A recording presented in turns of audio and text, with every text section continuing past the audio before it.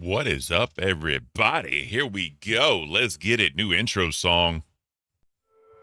Like flesh or shadows crawl, Caint cables and will never fall. Heavy crown, heavy chains, king of chaos driving insane. Rise up, feel the grind, twist the clock, lose your mind. Caint, he's the ruler of the faint. Caint, broke through the cafe, now unconstrained. Oh, he's the beast you wanna tame, standing tall with a 6'5" frame. Caint.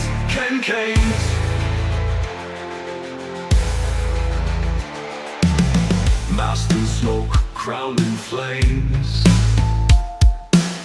He whispers riddles, plays his games. Threads of gold burn in his grip. Truth gets twisted, it starts to slip. Run now, hear the call. Caint's kingdoms will never fall. Rise up, feel the grind. Twist the clock, lose your mind. Caint, he's the ruler of the faint. Caint, broke through the cafe, now unconstrained. Oh, he's the beast you wanna tame, standing tall with a 6'5" frame. Caint.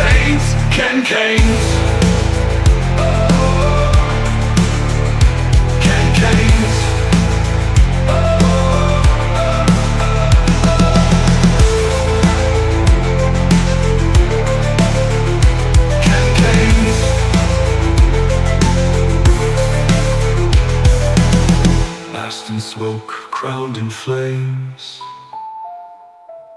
He whispers riddles, plays his games. Caint, he's the ruler of the faint. Caint, broke through the cafe, now unconstrained. Oh, he's the beast you wanna tame, standing tall with a 6'5" frame.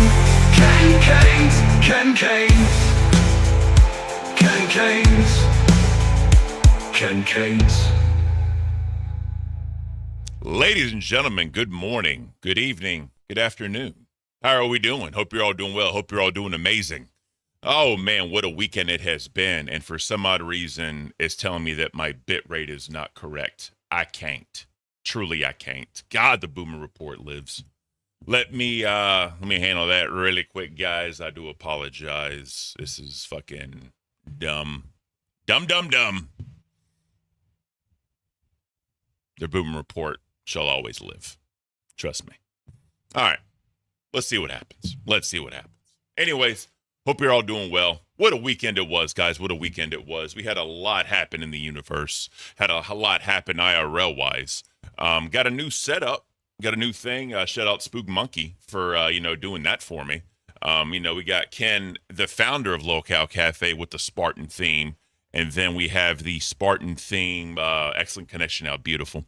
We have the Spartan themed, coffee. Buy me a coffee. I want to support the stream. I'd really appreciate it. It would be awesome. But again, never required, never expected. So what a weekend it was. First, you had the test on Locale test for Billy doing the blow and Nightmare doing the blow test. It came out beautiful for both of them. I guess that's put to bed now.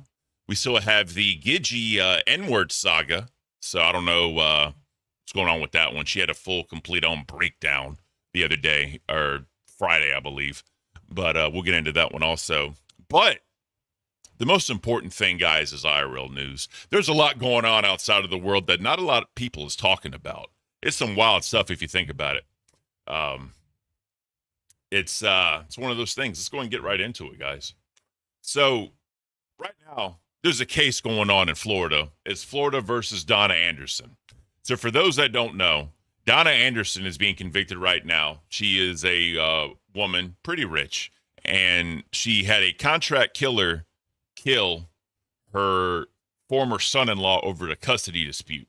Today is day 2 of that case right now. And for those that don't know, let's see, it's a 2014 murder of her former son-in-law. He was a law professor, and evidently there was a really bad divorce between her daughter and obviously her former husband, and a really bad custody dispute. So that is currently going on right now. Currently is day 2 of that trial that's being live streamed. We're not going to go into that one too much, but there's a lot of circumstantial evidence, and it centers to proving the involvement in the murder plot, and it stemmed from the bitter custody battle between, again, her daughter and the victim that died. The funny part is she conspired with her son, and her son owns a dental practice, and the mother was putting money into the dental practice as a way of money laundering to pay for this hit. That's the crazy part about it right now. So let's go ahead and show y'all this really quickly so y'all are caught up to date. So this is her right here, and it's literally a whole entire mastermind of a murder trial, as they say. Former grandmother accused of orchestrating the killing of her ex-son-in-law, who was a law professor at FSU. Charged with first-degree murder, conspiracy to commit murder, and solicitation in the shooting death. Prosecutors alleged the matriarch of the prominent South Florida family that ran a successful dental practice arranged to have the dude killed after a judge granted him shared custody of the children, which he shared with the daughter. The custody arrangement tethered Wendy to Tallahassee, 500 miles north of Sauna's beach home. So because of this, obviously they didn't want the children didn't want the children that far away from the family, obviously. So because of that, they did basically a murder for hire plot. It's kind of sad when you think about it, that it's resulting in the death of someone. And as y'all know, no matter where I'm at, it's coffee time. So when they unsuccessfully petitioned the relocation of the children, Donna alleged her Donna's son, who's some type of dentist, who brought his ex-girlfriend into the mix. In turn, they had arranged a hitman to basically go kill him. So there's a lot of twists and plots in this case. Again, I'm going to be paying attention to this. It's only day 2, but the amount of crazy shit that's happening and what's been talked about is crazy as hell. She's actually testifying in her own murder case. And a lot of times, if y'all don't know, when there is, when this capital murder, they never want the defendant to testify, but she elected to testify in this trial. So that's the crazy part about it. Basically, dude was shot twice in the head in his Tallahassee garage. Donna's the 5th person charged in the case. The first person brought to justice was Luis Rivera, who agreed to a plea deal. He testified that he and Garcia, a lifetime friend, drove from Miami to Tallahassee to carry out the murder for hire. He told the jury that Garcia was the trigger man. Rivera, who was once a Latin Kings gang leader, accepted a 19-year prison sentence in exchange for his testimony. So this is wild, bro. And then Garcia was found guilty, sentenced to life in prison, where jurors deadlocked on charges against Magbanua, whatever. I'm sorry, I'm bad at names. And then at the 2022 retrial, they were found guilty of first-degree murder, conspiracy, and solicitation to commit murder. She is currently serving a life sentence. That's the daughter, I believe. And then, it just kind of goes in. And then if you look at the court TV, these are all what's come out. It's insane, guys. I would definitely, if you're interested in court cases or true crime or anything like that, I would definitely take a look at that. There's so much I could go over, but I could do an entire stream just on this, and I don't want to do that. So, but again, y'all check it out for yourself if you're into that kind of thing. Also, something else that's in the news that's pretty crazy, Cracker Barrel. We all know Cracker Barrel. Guys, once in the chat, if you've ever been to a Cracker Barrel, they did a logo change, and they did a menu change, a complete revamp of the entire restaurant. The logo that was there had been there since 1977. So this is long standing. This is what they're known for.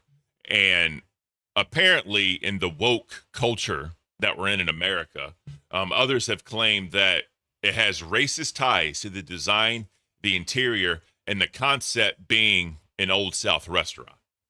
That's the crazy part about it, guys. I never view that. Like I said, my wife, we go there quite a bit. Her parents go there. I have all kinds of friends that are of non-white ethnicity that go there. None of them have ever said anything, bro. Like this is so damn dumb. So dumb. So this is just some news from CNN. This is them facing backlash. Again, this isn't meant to be like political. This is just them going in on it. Apparently, in like a week time span, they lost $200 million after this change. Cracker Barrel did. Like, I can't, bro. I truly can't. Let's get into this thing. Time list of weirdest culture wars. This one's got to rank pretty high. And for one company, an iconic company, the price that it is paying is also very high. Here's the bottom line, at least we think. Cracker Barrel has updated its logo. You see it right there. The redesigned logo and decor, whether you love it or hate it, is change. It's pretty standard for companies to update from time to time, but not according to MAGA. The right is now calling the chain woke, and the stock price fell off a cliff today. I mean, if that doesn't tell you everything you need to know, that's all you need to know. CNN is more of a, well, not more of it. It is. It's just straight liberal, far damn left, news media outlet that takes shit to the extreme. And you can say the same thing about Fox with the right. But the problem is there was nothing racist about Cracker Barrel. There was nothing wrong with Cracker Barrel. I don't understand why this was even a change. And if this stock chart doesn't tell you that there wasn't a problem, I don't know what is. A lot of people are pulling out their socks because they don't agree with it. Because if you ever been to a Cracker Barrel, it had that home time feel. The menu was comfort food. Like breakfast and lunch, dinner menus were comfort food. When you go in there, it was very welcoming. It was literally meant to be like a general store, like the old-timey general stores you see like in the South and in the mountain regions and all that. There was never like Confederate flags. There was never anything like the white hooded people or anything in there. And when you go into the restaurant itself, it was just like old pictures of businesses. You had just like old timey pictures of people. I don't know who half those people are. I ain't gonna lie. And then they had pictures or pages from like old newspapers in a frame. It's an old general store. It gives you that Southern feel. There was nothing racist about it. Like literally, I was at breakfast with my wife and like my buddy, I was in the Army, his wife. We were literally at breakfast and they were talking about it. And my wife was like, there's nothing racist about this place. It's just an old Southern restaurant. I'm like, what the fuck, bro? Let's continue. Over it. Some of them are upset that they took away Uncle Herschel. The president's son asked, what the F is wrong with them? One MAGA account with nearly 4 million followers said that the CEO should face charges for this crime against humanity. And a MAGA podcaster took it one step further. And got rid of the cracker and the barrel. They erased the white guy sitting outside of the Cracker Barrel store. White people are about to riot. It's getting sticky because the CEO of Cracker Barrel is as woke as they come. She's destroying a great American brand. Now, I'm not going to go that far to take the cracker out of the Cracker Barrel. I mean, if they were that damn serious, they would change the name of it, in my opinion. I was raised not to look at race. Backtrack. You accept race, but you don't judge someone based on it, right? You look at the person, not that. To think an old man leaning up against a barrel and it named Cracker Barrel, you want to go there? I mean, I don't get it. I mean, if you want to do that, you can do that. But you go to any Cracker Barrel, there's all races, colors, and creeds there. Like, I don't understand the point of them trying to do this. It's fucking dumb, bro. I don't know if this is satire or what, but yeah, I guess they got rid of the cracker, his words, and the barrel at the same time. And so now it's about to be Civil War Part 2 in the country. There's no civil war against a fucking restaurant. Like, calm down with the fear mongering. Jesus Christ, this is not it, bro. Makes sense. First off, I think it's wrong to paint this as MAGA world is outraged. Sure, there are people in that sphere that are, but I've seen a lot of folks who have no allegiance or alliance to MAGA that have complained about this. And why? It's because there's a resistance to change, specifically a resistance to changing things that aren't broken. And Cracker Barrel works because Cracker Barrel is consistent. When you go on a road trip, you know that you're going to get good food at a good price at the next exit, and you can go in. And you have the kitschy decor. It makes you feel like you're at home or in grandma's living room. That's what people want. They don't want bland, boring, cookie cutter, minimalist places that feel like fill in the blank fusion restaurants. I believe. Yeah, I got to agree with this dude. Literally, they're losing their identity and what their identity was. And apparently they're doing a menu revamp. They're doing, I guess, like I said, design revamp, like the signage revamp. Like, it's all changed. And they're losing the plot at this point. They're really losing the plot. I believe that you believe that. Did you all get that? But I have to point out there are two main things. One, Cracker Barrel has not been doing well. I hate to break it to you, but long before all of this, going all the way back to, from my look at this graphic, July 2021 or thereabouts, the stock has been in decline, okay? So this is a brand that's been in trouble for some time. But then on top of that, listen, it's not just me saying it's MAGA, okay? Here's Byron Donalds, a sitting Republican congressman. He says, in college, I worked at Cracker Barrel in Tallahassee. I even gave my life to Christ in their parking lot. Their logo was iconic. Their unique restaurants were a fixture of American culture. No one asked for this woke rebrand. It's time to make Cracker Barrel great again. Yes, facts. No one asked for this. There was no campaign for fucking, Cracker Barrel being racist. There was literally nothing for Cracker being racist or any kind of way. But people just want to fucking look at the name, cringe on it, and then change the label, and they want to base it on what was on the sign before. It's fucking dumb. This is all fucking dumb. Like, I can't believe they're doing this shit, bro. A woke rebrand? Not everything is woke. I think we're abusing the term a little bit too much where it's losing its meaning, and that's really important because some things actually are woke, and we should call it like it is. However, in this case, from a marketing perspective, if revenues are declining, you got to switch it up. You got to implement a new strategy. But who at that round table was thinking to themselves, yes, let's go back to the minimalism of 5 years ago that is sterile and bland and neutered, and let's rob this iconic, timeless company of all of its character and charm and fun history and country vibe. That's not super smart. Maximalism is... The thing is, though, I'm sure no one defended it. They're like, we need to change. Let's just do a complete fucking revamp of everything. Let's just change it all up. Like, what the fuck, bro? This is outrageous. The moment, and also Gen Z, we love Cracker Barrel. There's a lot of bad corporate decision making happening. But isn't that capitalism? Right. Aren't they allowed to make mistakes? And the market supposed to stand for private companies to be able to make their own decisions about their strategy, their offering, their brand, evolving to meet their consumers' needs. And by the way, the 4 Cracker Barrels that actually already underwent this transformation of the new branding apparently are doing very well and are meeting earnings. So to your point, let me play what the CEO said because she kind of spoke to that. Let's listen to this. I think what's important is that we are listening to our guests. We're doing this all for them. What they've said is they love the new seating. We're adding in booths, making the chairs more comfortable. But what's important is things that people love about Cracker Barrel, the soul of Cracker Barrel is not changing. The rocking chairs are still there, the fireplace is there, the peg game, all the things that make Cracker Barrel, the vintage decor, it's still there and it's working. The results affirm that we're headed in the right direction. What if all the customers are coming at you hard enough about the look of the restaurant and they want to go back to the old way? Would you do it? Honestly, the feedback's been overwhelmingly positive that people like what we're doing. Yeah, but look at your stock and look at the money. It's not doing well. Like, people are pulling the fuck out, and you lost $200 million when you ran that new thing out. So what the fuck? Like, how can you say that you're doing well? I mean, 4 restaurants, cool, bro. That's a very, very, very small sample size to how many. I literally got 4 Cracker Barrels within a 50-mile radius of me. Like, just stop it. Y'all just got to look at where they're at, right? I hate to say this, but politically, you got to look at, the states that they're in, the area it's in, the voting and all that. If they want to bring this to a political platform, you also have to look at that too. You can't ignore what the political ideologies are of the area that you retry this shit in. If it was all in blue states, I'm sure they'll be overwhelming. Go to a red state and do this shit and see what the fuck happens, bro. I can't. She's welcome. You say not everybody in MAGA is part of this. Well, welcome to what it feels like to have been a moderate Democrat for like the last 10 years, when anything the most lunatic person on the left said was assigned to absolutely everyone on the other side. I have to say, the president's son, okay? This is not just like a lunatic. You know what's funny about that is he lying. He don't know nothing about Cracker Barrel. He did not grow up with Cracker Barrel. He has no clue. They're not dipping the crackers into caviar. He don't know nothing about what he's talking about. He has no clue. There's a lot of people. This is the thing that annoys me about this the most. Is like, just stop giving them stuff to cry about.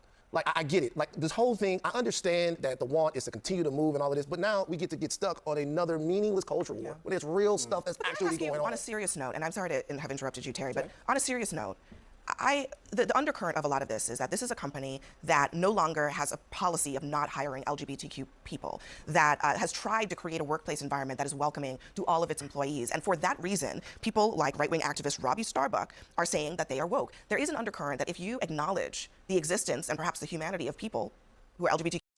No, the restaurant CEO, like Cracker Barrel CEO, Julia Fells-Messino, people don't want LGBT food. They don't want Democratic food. They don't want Republican food. They just want good food and service. And they don't want to fund values that are deeply opposed. Very simple formula. Yeah, that's the thing people are losing the plot on. When you make every single thing political and you look at woke or LGBT or look at the end of these other things, you're blowing it out of proportion and you're trying to get people just to argue at this point. When you people go to a restaurant, I'm sorry, you can say whatever you want to about me. When I go to a restaurant, is the food good? Is the menu good? And is it a comfortable vibe? That's all I give a fuck about, bro. I don't care about, the status of my waiter, I truly do not give a fuck. Just give me good service and good food. That's really all I care. But you got people wanting to blame MAGA. You got people wanting to blame Trump. You got people wanting to blame Republicans and I guess the old thinking wise. And they're making this something that it's not really intended to be. All you got to look at is the money. The stock is plummeted. What are you going to do? You going to go back and keep it moving even though your shit's continuing to go down? Who gives a fuck? about the political side of it. Just give them a good product. People will keep coming back. That's really all it is, bro. Like, it's so fucking dumb at this point. Like, all right. What's this? Yeah, I don't need that. All right. Next up. Earlier this morning, there was 4 journalists that were killed in a Gaza attack. I don't know if y'all heard about this. This was really, really like fresh this morning or whatever. We'll go into this one. So, AP freelancer among 5 journalists. So it was 5 killed in Israeli strikes on a Gaza hospital. So Israel strikes on Gaza killed 5 journalists Monday, including a freelancer who worked for the AP. Mariam Daga, 33, a visual journalist freelancer in the war, as well as other outlets. The AP said in a statement that it was shocked and saddened to learn about the death, along with other journalists. What happened was 2 missiles hit the Nasser Hospital in Khan Younis in quick succession. Medical officials said in all, 20 people were killed, according to this person, the head of Gaza Health Ministry. The Israel-Hamas war has been one of the bloodiest conflicts or media wars, with at least 192 journalists killed in 22 months. That is wild. That is fucking wild, bro.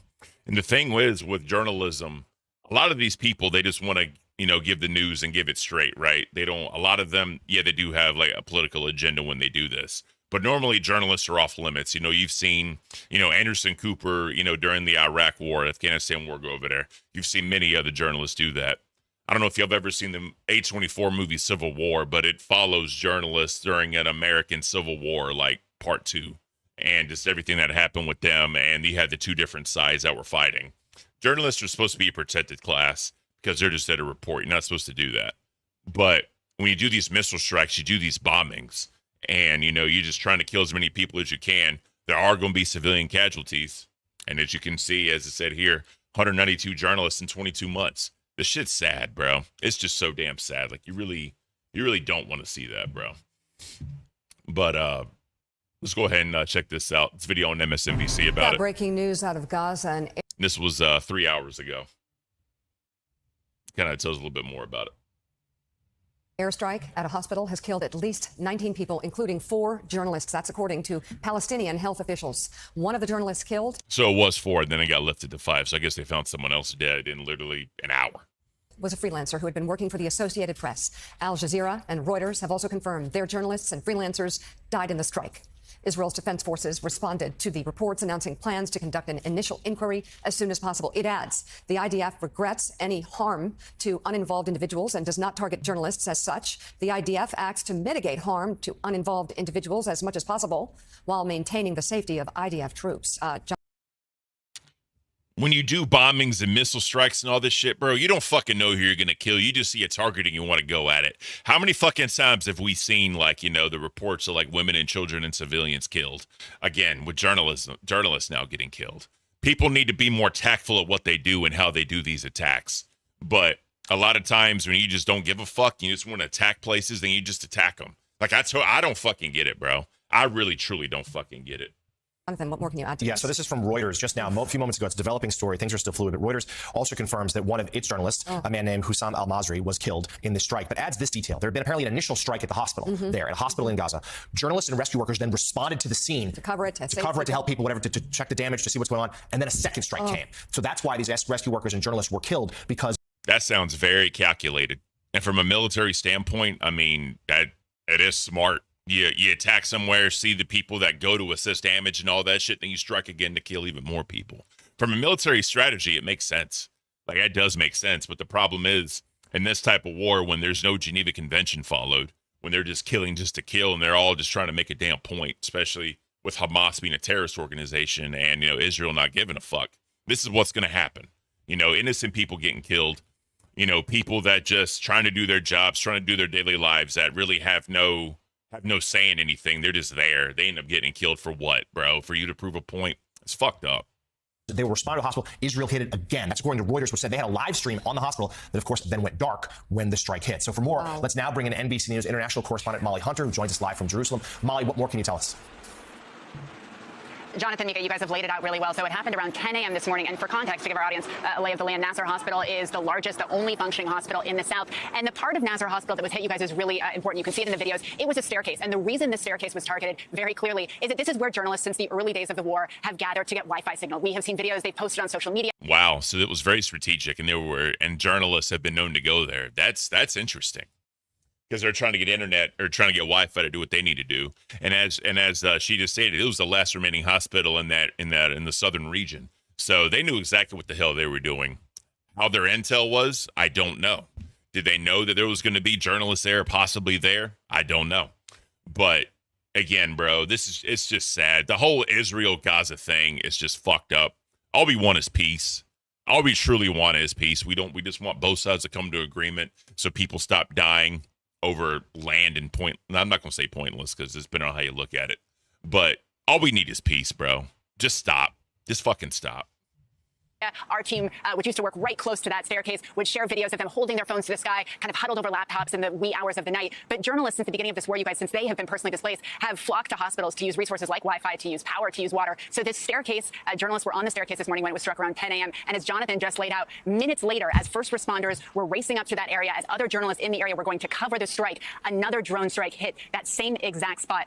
Mika, we actually have updates from the numbers that you just read. As Jonathan said, this is a very fast-moving story. Bro. It is now at least 20 people killed, including 5 journalists. As you mentioned, AP, Reuters, and Al Jazeera have all said that at least 3 of those journalists were working for them. And this brings the total of journalists killed in Gaza since October 7th to 245 journalists, media workers.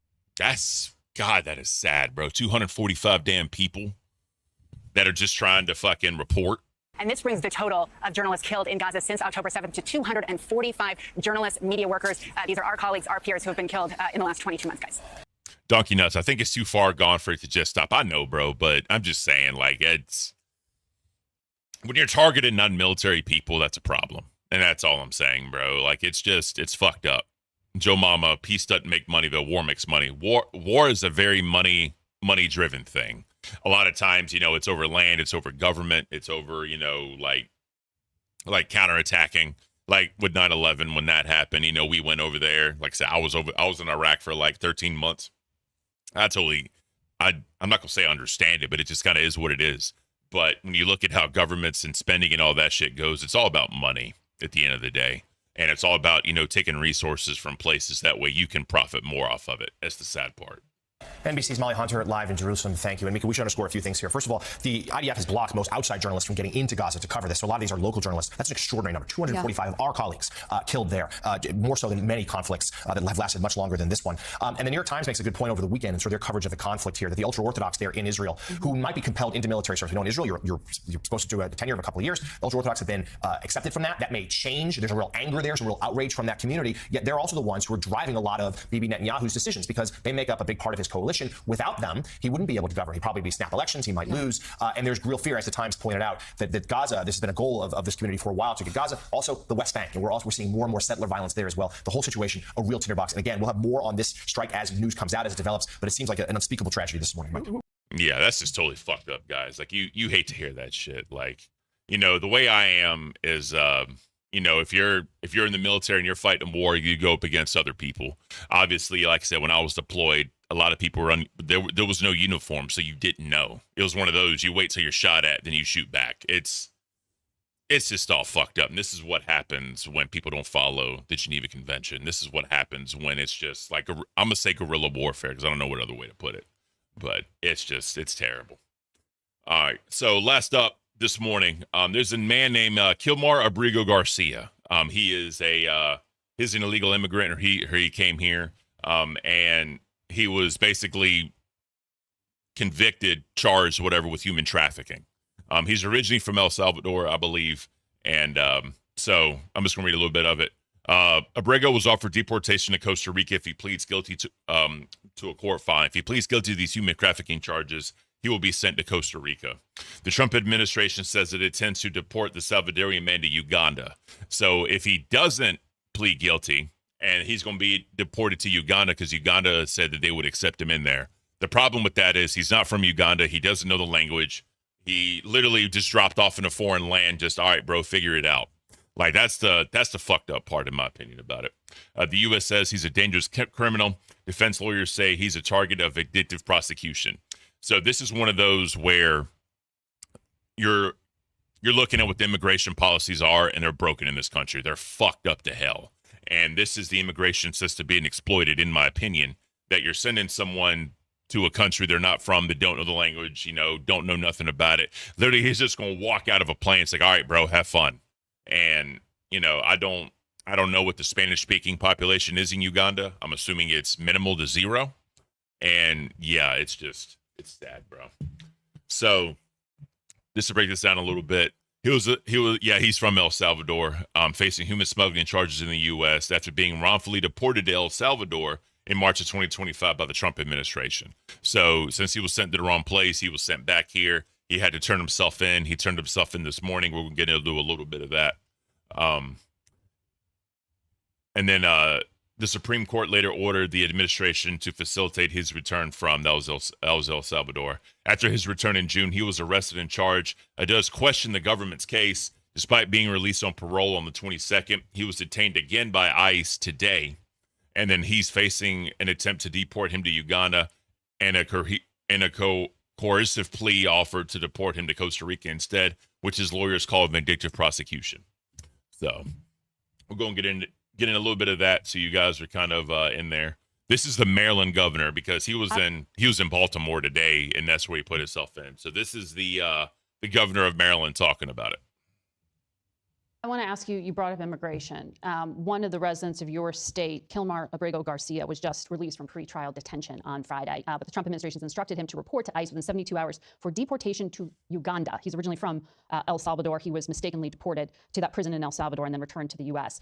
This is federal policy. This is not state policy. But I do wonder, is there anything that you are doing to help his family stay united? And what we know is that, and all we're asking for is that the Constitution be followed on this.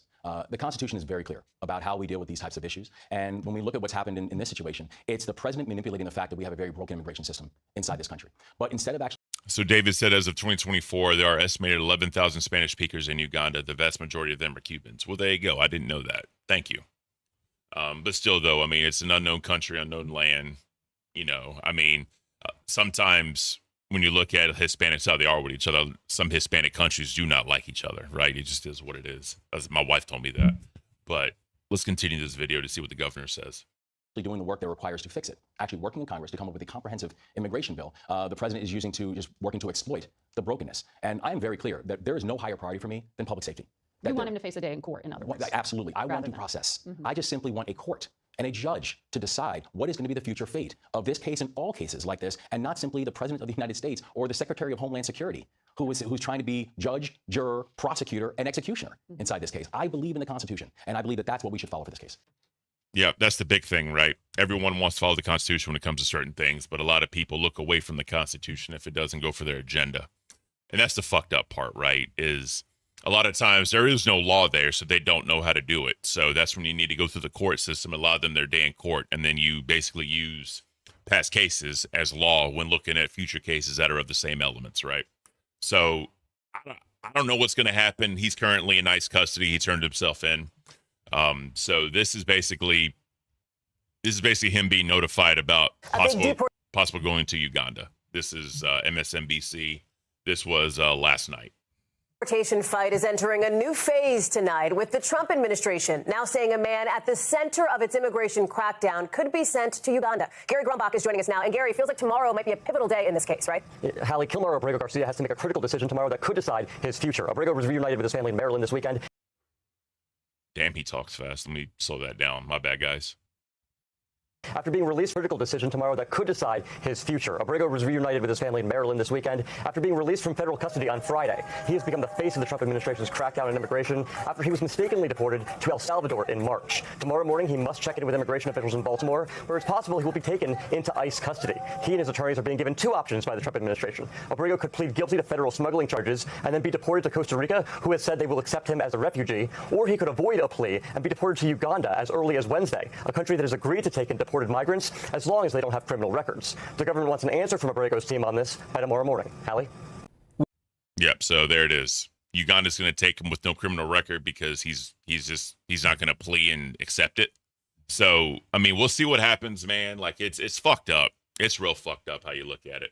This is one last video. This is this morning when he was in Baltimore being taken in by ICE. There was a lot of people in front of the building that was protesting there. People, you know, standing for him. You'll see what I'm talking about. But yeah, it was wild, bro. Like I said, this literally happened, I think, like 3 hours ago.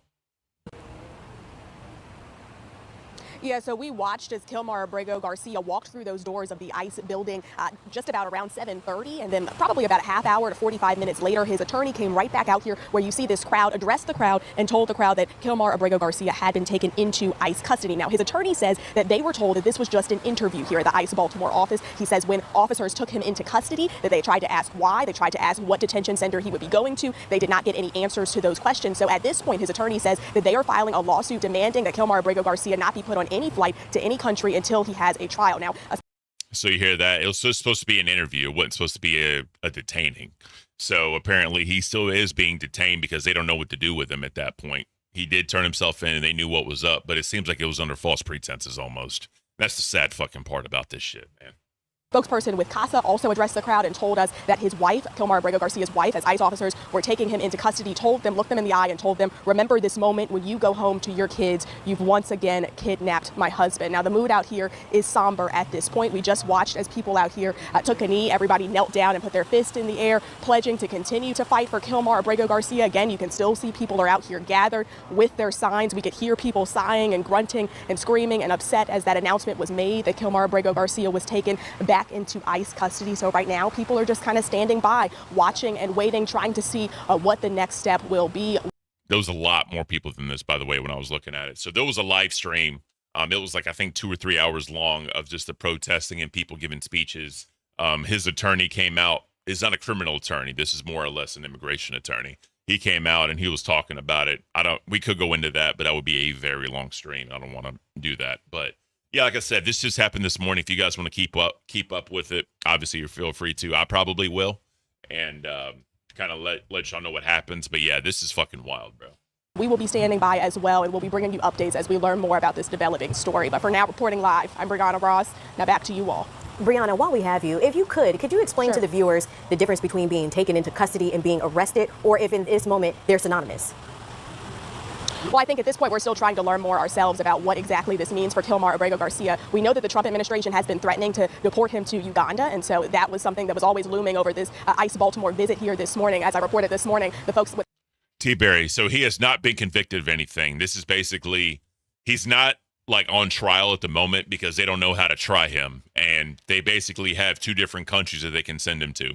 One is if he takes a plea deal and pleads guilty, he's going to go to Costa Rica.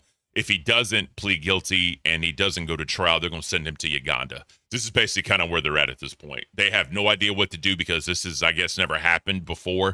And that's why the governor was on here saying they want to follow the Constitution. Obviously, I think he's a Democrat. From there, he's saying the Trump administration is using a broken immigration system on how to deal with him. And people have been asking for immigration reform for the longest damn time, right? So because of that, they're trying to figure out what's going to happen at this point. He's not arrested. At this point, he's just being detained because normally, you can be detained for up to 24 hours for any type of questioning or whatever, and then they have to cut you loose. I know that's like in my state. I'm sure other states are like that as well. Federally, I don't know what that law is, but they're still trying to figure out. Like I said, this just happened a few hours ago. So we all know how the federal government likes to work. They like to move slow. They don't give a damn, really. So we're going to have to see what happens. Casa, they said that there was some fear going into this, that he would be taken into custody and deported, upon his arrival here to ICE Baltimore. So we're still waiting to learn more a little bit about what exactly this means, where he'll be going, and what this looks like for his future. Brianna Ross, live. Yeah, it's fucking sad, guys. Like, so, thoughts and prayers to the family. Like I said, whatever happens, happens. It's just one of those things where hopefully he has a good attorney and, people behind him that's going to support him in this. So we'll have to see what happens. All right, so in the crazy world of your Twitters and your X's and all that shit, let's go into some stuff. So on Drama Alert, they reported a crazy lady goes full zombie, charges and smashes a car window. Let's check this out. Nothing beats a Jet2 holiday. And right now, you can save £50 per person. That's £200 off for a family of 4. We've got millions of free child place holidays available. Oh, hell no. 22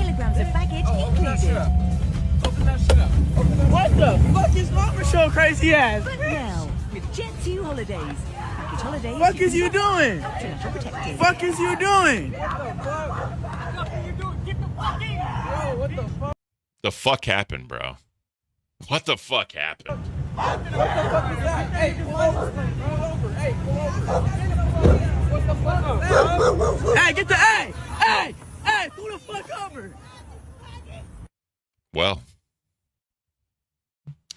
only in Florida. Am I right, guys? Am I right? Only in Florida. So, Sexy Red shows how to eat lasagna with lots of sugar.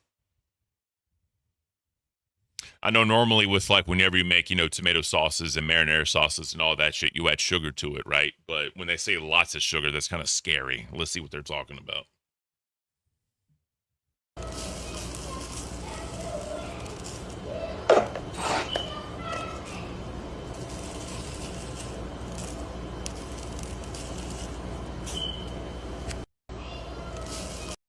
Why? No.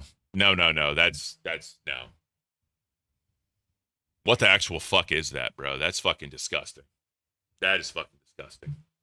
Yeah, that was Cali plates. I don't know. So pro wrestlers, Seiko Stu was awakened speaking in the hospital today, though sustained broken facial bones and lost several teeth. This was from we all know about the Quentin Rampage Jackson, his son, and the what happened with that. They covered it on live yesterday. Everyone knows about it. But this is, I guess, the wrestler speaking on it in the hospital.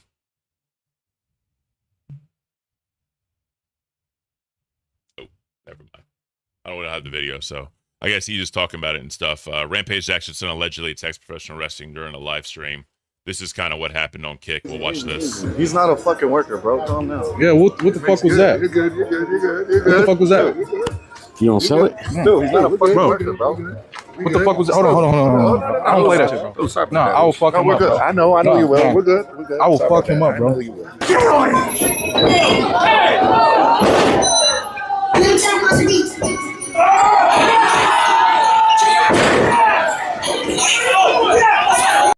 Beautiful.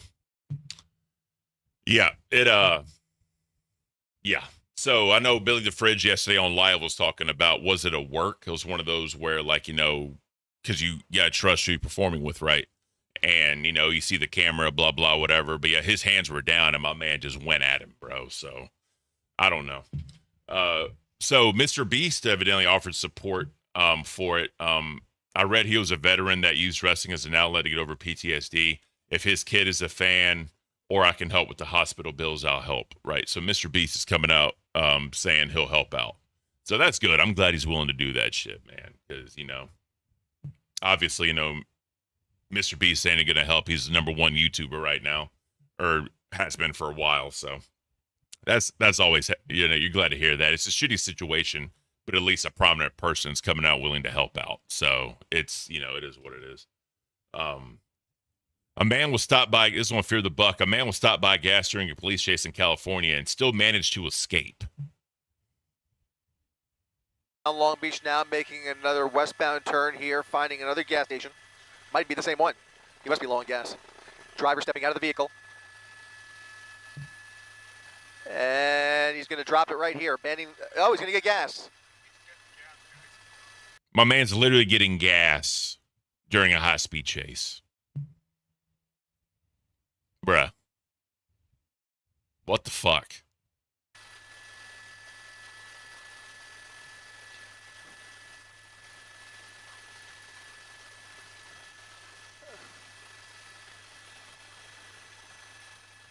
This driver nervously getting gas after feeling some degree of relief here, although you can tell he's still very animated. He's got his shirt covering his face, clearly aware of the helicopters, but pretty unaware of the fact that he's pretty much on his own down there. There's really nobody pursuing him anymore.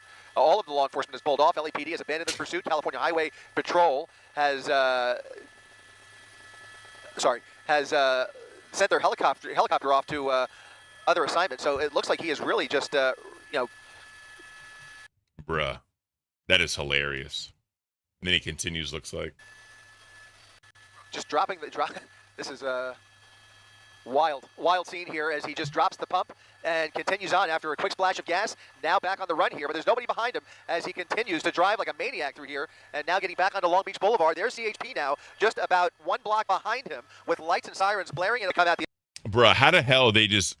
My God, he just happens to pull out and they're right behind him. Come on, bro. Other side of this overpass, or he could pull the classic move. There he is. He's coming out the other side. No, that's not him. He is now underneath. Oh, he's out. He bailed. He's out. He pulled it. He bailed under the freeway, and the vehicle is rolling. Law enforcement pulling up here, spotting the lonely vehicle, the empty vehicle, and that suspect is on foot right behind them. You have to presume that he is now hiding underneath the 10 freeway. That vehicle just rolled into a light pole, and the pursuit is over, and now it becomes a manhunt for that suspect, that driver. Bruh, what the actual fuck? That's hilarious. And gosh, if he walks away from this, I tell you, this was a wild one, Mark. Indeed. Well, hey, bro, GG's. That's why I said, like, I don't believe they'll ever do, like, solar-powered cars because, you know, it's one of those things where you get into, like, a high-speed chase with an electric vehicle during the sun. It's unlimited gas or unlimited fuel, I guess you could say. So that is wild. That is wild. If someone could ever, like, you know, put that together, have batteries in the trunk maybe to, like, handle it at nighttime. Literally, you never got to stop for gas. And electric vehicles, you know, the takeoff is a lot quicker than gas vehicles because electricity travels faster than, you know, like a gas powered engine to the transmission and all that shit. So that's wild, bro. GG's to him. So our boy Yeet, y'all know I love Yeet from the cafe. That love will never go away. So iDubbbz is saying he's having so much fun watching Ethan Klein and Destiny go at it. Hence, that his next video will likely be a full response to all the slanderous comments via H3. I feel very free to speak. Oh, God, that saying my truth. Fuck, I hate that saying my truth. It just... Y'all know why I hate my truth, the saying of it, because there's one truth. There's your side of the story, but it's not... I hate it, bro. I hate that shit so much. I've been having so much fun watching the fucking H3 thing. And of course, there's music in the background. I swear he does that shit on fucking purpose, bro. I swear he does that shit so someone can react to him. It's fucking dumb. Like, just go nuts. It's been like a new little surprise every day. And it makes me happy. I want to, like, react to some of the slanderous comments about me in, like, a stream in the future. I think I'm going to release a video and just promote the stream. And then fucking spill my guts on stream.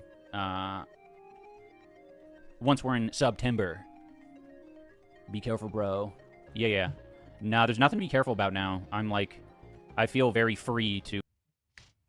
Apparently, didn't his wife back on OnlyFans? I mean, you know, I don't judge, but that's just kind of funny.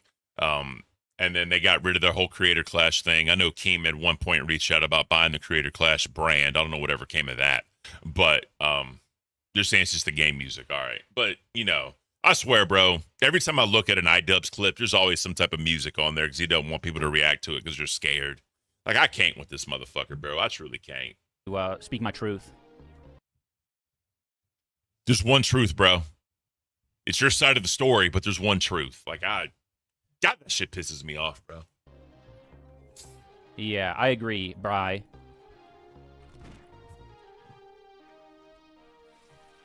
It really doesn't help to fucking play by the rules and be, like, super fucking reasonable. I think there's a time where you need to, like, pull back. I think all your reason went out the window, iDubbbz. You haven't been reasonable for quite a while, and people have been calling you the fuck out on it like a motherfucker, bro. That in my, like, content comp is essentially like, yeah, you can't keep volleying back harassment back and forth. But when people just, like, continue to do it, it's like, I'm just taking a bunch of fucking heat for no benefit at all. Yeah, you're a fucking idiot, bro. You're a fucking idiot. And then Destiny takes aim at Ethan Klein's dad. Destiny ain't one to talk right now because, you know, allegedly there's like a 17-year-old and pictures of them on his computer, from what I heard.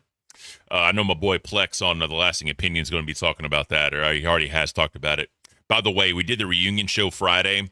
The VOD for that is here. It's like 3 hours. I mean, if y'all want to like skip around, you can, but, you know, try and get that watch time up. But regardless, though, yeah, Destiny, he doesn't have a lot of room to talk at this point, in my opinion. But, you know, let's get into this. Goodness, I was 16 years old here. Wow, look at you guys here. Dad's 21 and I'm 16. Dude, if that happened today, bro, you would not. Oh, I be in know. trouble. I know. 21 and 16. Well, you know what? I was more mature than he was. Well, I believe that. I That's actually still do the believe case. that.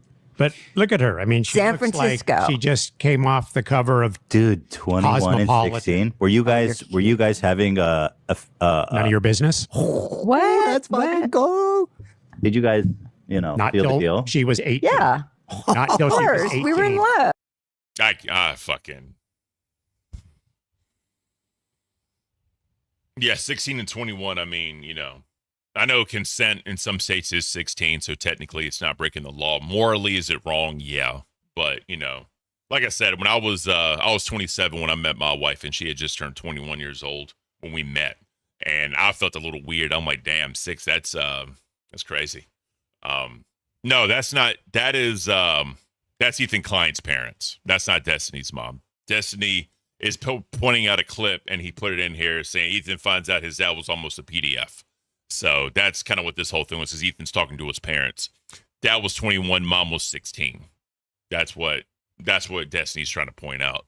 So this appears to be some sort of like blame deflection because of what Destiny's going through right now with the 17-year-old, allegedly, whatever. But yeah, like I said, like I was saying before though, I was 27. She had just turned 21. I did feel a little weird. Or I had just turned 27. She was about to turn 22 because we're like 5 years and some change apart. I was like, damn, that's a little much, but legal by any means. But still, it is what it is. Almost. Oh, you lie. That's so crazy. Yeah, you could not do that today. I mean, that would be just like, whoa there, buddy. Yeah. Oh, my goodness. Yep. So Ethan speaking on today's climate, what that would look like. I mean, obviously, there's no point bringing this up now for their age, but this is just some fucking bullshit to try to, move it around. It's, yeah. RG the Gamer, consider not if you're 20-some years old having interactions with 16 or 17-year-old or whatever the fuck, you're a PDF. Well, there you go. I agree with you. All right. 2 men in Canada stole an entire trailer of meat worth around $600,000 worth of boneless beef chuck roast. Investigators have absolutely no clue what they're going to do with all that meat. So that's pretty interesting. So this whole entire thing was there. I mean, what are they going to do? They're probably going to cook it, freeze it, eat it, whatever. They could always sell it on the secondary market of grocery stores. They could always do that, guys, remember. Meat thieves stole the entire trailer, hooking up to their car and driving off. The suspects are so at large, and investigators in Canada are looking for leads. So there you go. I mean, if you look at like grocery stores and shit, the meat department is the most stolen from place. Because, I mean, you get like steaks and T-bones and shit. I mean, you go to BJ's or Costco, bro, a lot of those like packages of meat, like different steaks and all that shit, that's like $100 and some. They got whole fucking rib roast for like $250 and $300. So there's a lot of money, in the meat section. But I mean, what are you gonna do? That's probably something that they just don't think, Local goons dart, they sold off their truck. Exactly. There it is.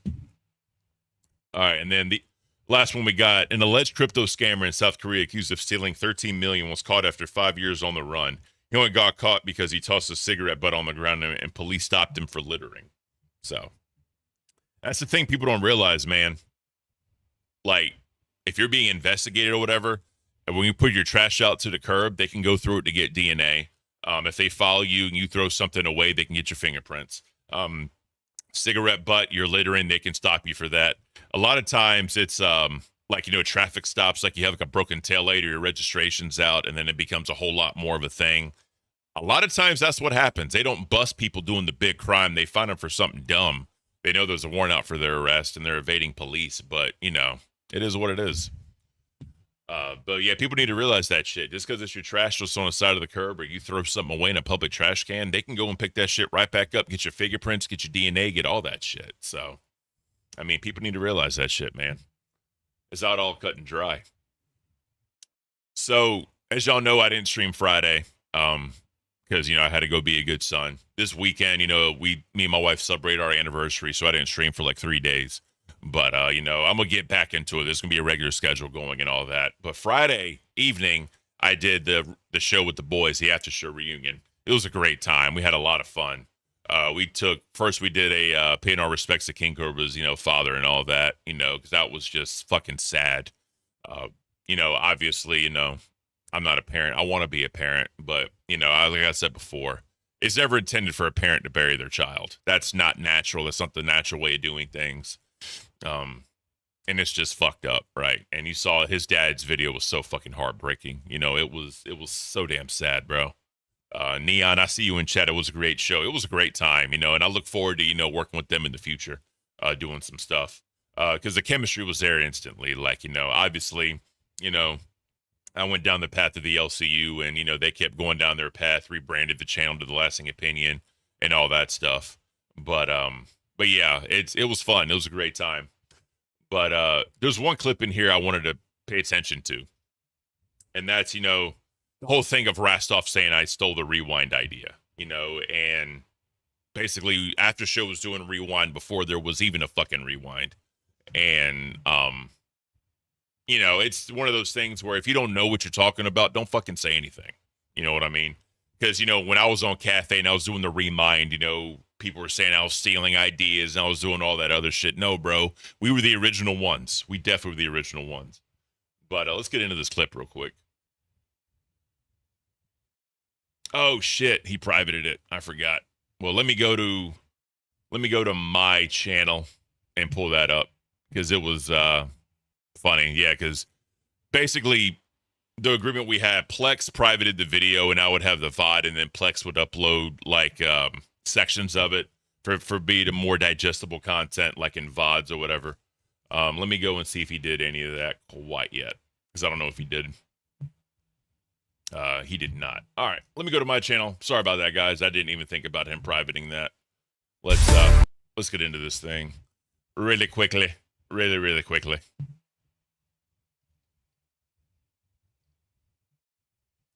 Let's get into it. Bringing it up. Billy and Xylee aren't bringing it up. Nobody in the universe other than Rastoff. So right here, they're talking about me getting fired, right? And the fact that when they were on Balls that morning and they were talking about all the shows, Rastoff was the one that brought Cafe up and did all that shit, right? So I've already talked about that to death. I'm not going to speak on it, but that's just kind of what we're leading into talking about. So just for context. Is making it a point to point out and say Cafe is not doing well. Whereas Keem, anytime he's ever brought it up until that point, has gone, they're doing their own thing. I don't really consider them on the leaderboard. He said that multiple times. He's like, I don't really consider them on the leaderboard, but they are at the bottom. But Rastoff was the only person that I have ever seen specifically say, no, Keem, and shoehorn him into looking at the numbers and saying, look, and forcing him to look. In that moment, Keem went, fuck, he has a point. But I've always said this. Yeah, I mean, again, I understand. You have to be, if you're going to look at, 2 or 3 shows, you have to look at all the shows, right? I'm going to be straight up and say that you have to be fair. And I was the constant on Cafe for those 6 months, so needed to change, right? So I'm not mad. Like I said, I've come to grips with it. It is what it is. But, I'm going to let this clip continue because this is basically what Plex is saying. This is the whole point of it. And even in my dono, and I keep, I stand 10 toes on this. You guys may not have had the most rampant, the biggest numbers, the biggest fans, the most parasocial fans, but you had solid fan base. You could always rely on those fans being there to support you guys. And that's something that I say. And this is to anybody who may have a problem with it, especially you, Rastoff. Like I said earlier, if you truly think that you got some hot shit, that you are in some way, shape, or form some hot shit or anything of that nature, stream on your personal channel the same time, whatever channel you are a host of currently within the LCU, and take that humble pie. Thank you very much.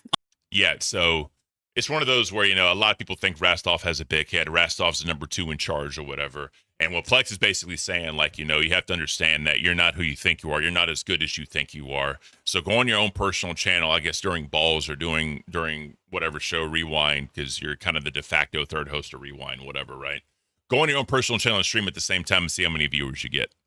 I'm going to talk about Tech Talk last night because the grift, bro. It was insane, the fucking grift. Because that's all it is, bro. It's a grift. And I hate it. I'm not good at the grift. I admit that. But, it's just one of those things where, he's good at it and people just keep giving him money. So it works. From a business sense, it works. From a personal sense, I couldn't do that. I'm going to do my one grift. So This is a QR code to the Buy Me a Coffee app. You know, I'm the coffee guy. I love coffee. If y'all feel like, you know, throwing me a bone, by all means, throw it. I'm not going to beg for it. I'm not going to say you have to. But if y'all feel like, you know, throwing me a little something, scan that QR code. Spook made it like Spartan theme, so I appreciate him doing that. And just, you know, throw me something. And then if you do, I'll give you a shout out because it'll come up on my phone. So anything is appreciated, trust me. But let's continue. Unlike anybody run a ball else, stream by yourself without Billy. Run a ball stream without yourself without Billy. That's what I said. That's what I've been saying. Like, if you think you're that tough as hot shit, take Billy out of your equation for balls. Well, the thing is, everything in the LCU at this point right now is almost damn near behind a paywall, and that I have a problem with. And because I don't know how to monitor, I've said that.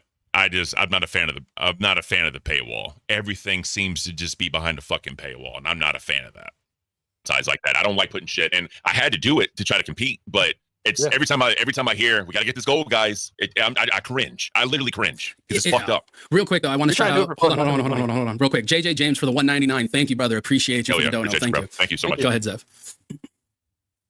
I don't even know what to So that's basically it. If you guys think, if anybody, fuck you, Lunchbox.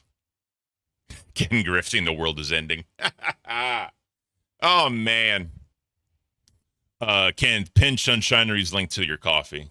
If y'all want to throw it up, I see it up there. All right, I'll pin it. Like I said, guys, people brought it up when I first did my stream back that they wanted to donate and support it. Like I said, if y'all want to, it's fine, whatever. But this is when Plex, I think this is where Plex basically just kind of goes in really hard. So let's check out my man Plex. Of course, outside of the known OGs, right? If you truly think you are hot as shit, that you're better than other small commentary channels such as ourselves or any small channel, go live at the same exact time as the channel you host or are a host of. And I promise you, you will not have nearly the numbers you think you might. People are going to watch regardless of who is there. How many people have been fired and hired on Queens? How many people have been fired and hired on Live? How many people have been freaking, it's goddamn Chinese fire drill on all of these freaking shows, man. And people will continue to tune in because it's part of the universe they watch. It has nothing to do with you as a person, because if you were truly that entertaining, that, able to hold an audience, you would have been able to do it on your own. That's the Yeah. If you look at Rastoff's personal channel before, he was like a D&D streamer, did some type of gaming or whatever. Like, it wasn't like that serious or whatever, right? But, since he's come here, been a part of the grift, Test did a whole thing where they were doing that yesterday, showing that he's also a part of the grift. But, it's, I guess, if Rastoff wants to do that, he can do that. I mean, I got, 82 people here. I'm happy for the 82 people I have. But like, regardless, though, it's weird. It's all fucking weird. Bottom line, don't talk shit, don't throw stones from glass houses, and definitely don't talk shit from a goddamn channel someone else built. Well, the other thing too is like when I go live on like Caint or whatever, like and you should be, bro. People like they say something or whatever, but like there's a certain part that I want to find, guys. I apologize. Yeah, fucking Plex private in this or doing members only on the stream really fucked me up.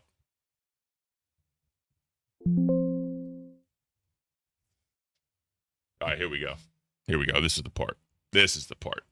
Like BB Phil's in chat, no one is doing Remind. Some of us still pray for Remind. Like, y'all know what Remind was. Like, that was a whole Billy troll because of me and Beans rewinding and me and Batgirl rewinding. And they touch on some things, but they didn't do it quite to the extent that I did it. Right. And I don't want to. Yeah, that's been the whole thing. People have been telling me that they missed the Remind or whatever because I went into a little bit more depth and I talked about more shows than Rewind does.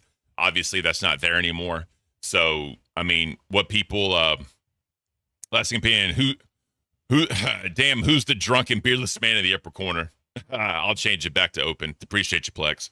That way we can get the clip. Thank you so much, bro. But yeah, it's just one of those things, guys. I mean, it just didn't work out. And a lot of, again, people said that they missed it or whatever. I mean, it's not up to me. Here we go. All right, it's back. Thank you. Thank you. All right, let's get it. Yep, exactly. And that's the whole reason why when we first started, we completely took locale out of it and everything because we didn't want any infringement. So he's talking about the after show and his creation. And this is where I got plucked from the after show and put on Rewind in the beginning. This is Keem coming up there and talking to them about it all. So this is just, it's a big point, right? So. Man, and we respect you and what you created and this whole universe. W on that, everybody knows it, and that's why we didn't want to step on it at all. With even putting it in. But the thing is complexity. The respect is mutual. I like these fan organized like shows, like the after show and whatnot. And I'm actually filming in 30 minutes. I am filming the trailer for LCU Rewind, right? And so like basically this is how the trailer's going. I'll give you the inside scoop, right? Go for it. So the hosts are going to be recording it, right? And that has not been announced yet. But the hosts are going to be recording the trailer, and like Boogie's going to come in there, and he's going to have one line, and a bunch of other people from the LCU Live universe will be in there. They'll have one line. I will say, I 100% fumbled this. I was. You like, should have been there, bro. Yeah. So the call was just basically, is it going to be me or Plex? Or it was going to be one of us, and we kind of did it, and it was just better for me to do it, right? Just between us, right? And that's kind of it all started. If y'all remember the stream where I got the attention, I had, the two Voldemorts, even though I'm not in the LCU, I'm still not going to say their names. I had Lima and Golf. They were on there. Keem on there, did it all right. It's on the Lasting Opinion channel if you ever want to look at it. I think it's the most viewed video. It was like 8,000 views now or some shit. But that's literally how it all started, and that's how we got the attention. 100% fumbled this because again, I'm going to be honest. While this was being filmed, I was stoned out of my brain. Okay. Well, no. While you were. I can tell. I was pretty high, and then I got wasted later on. So I couldn't remember. Hold on. And waited all fucking night, bro. Yeah. And they're going to be acting like they're doing a live show. Time of any of their shows looking ass fucking weird.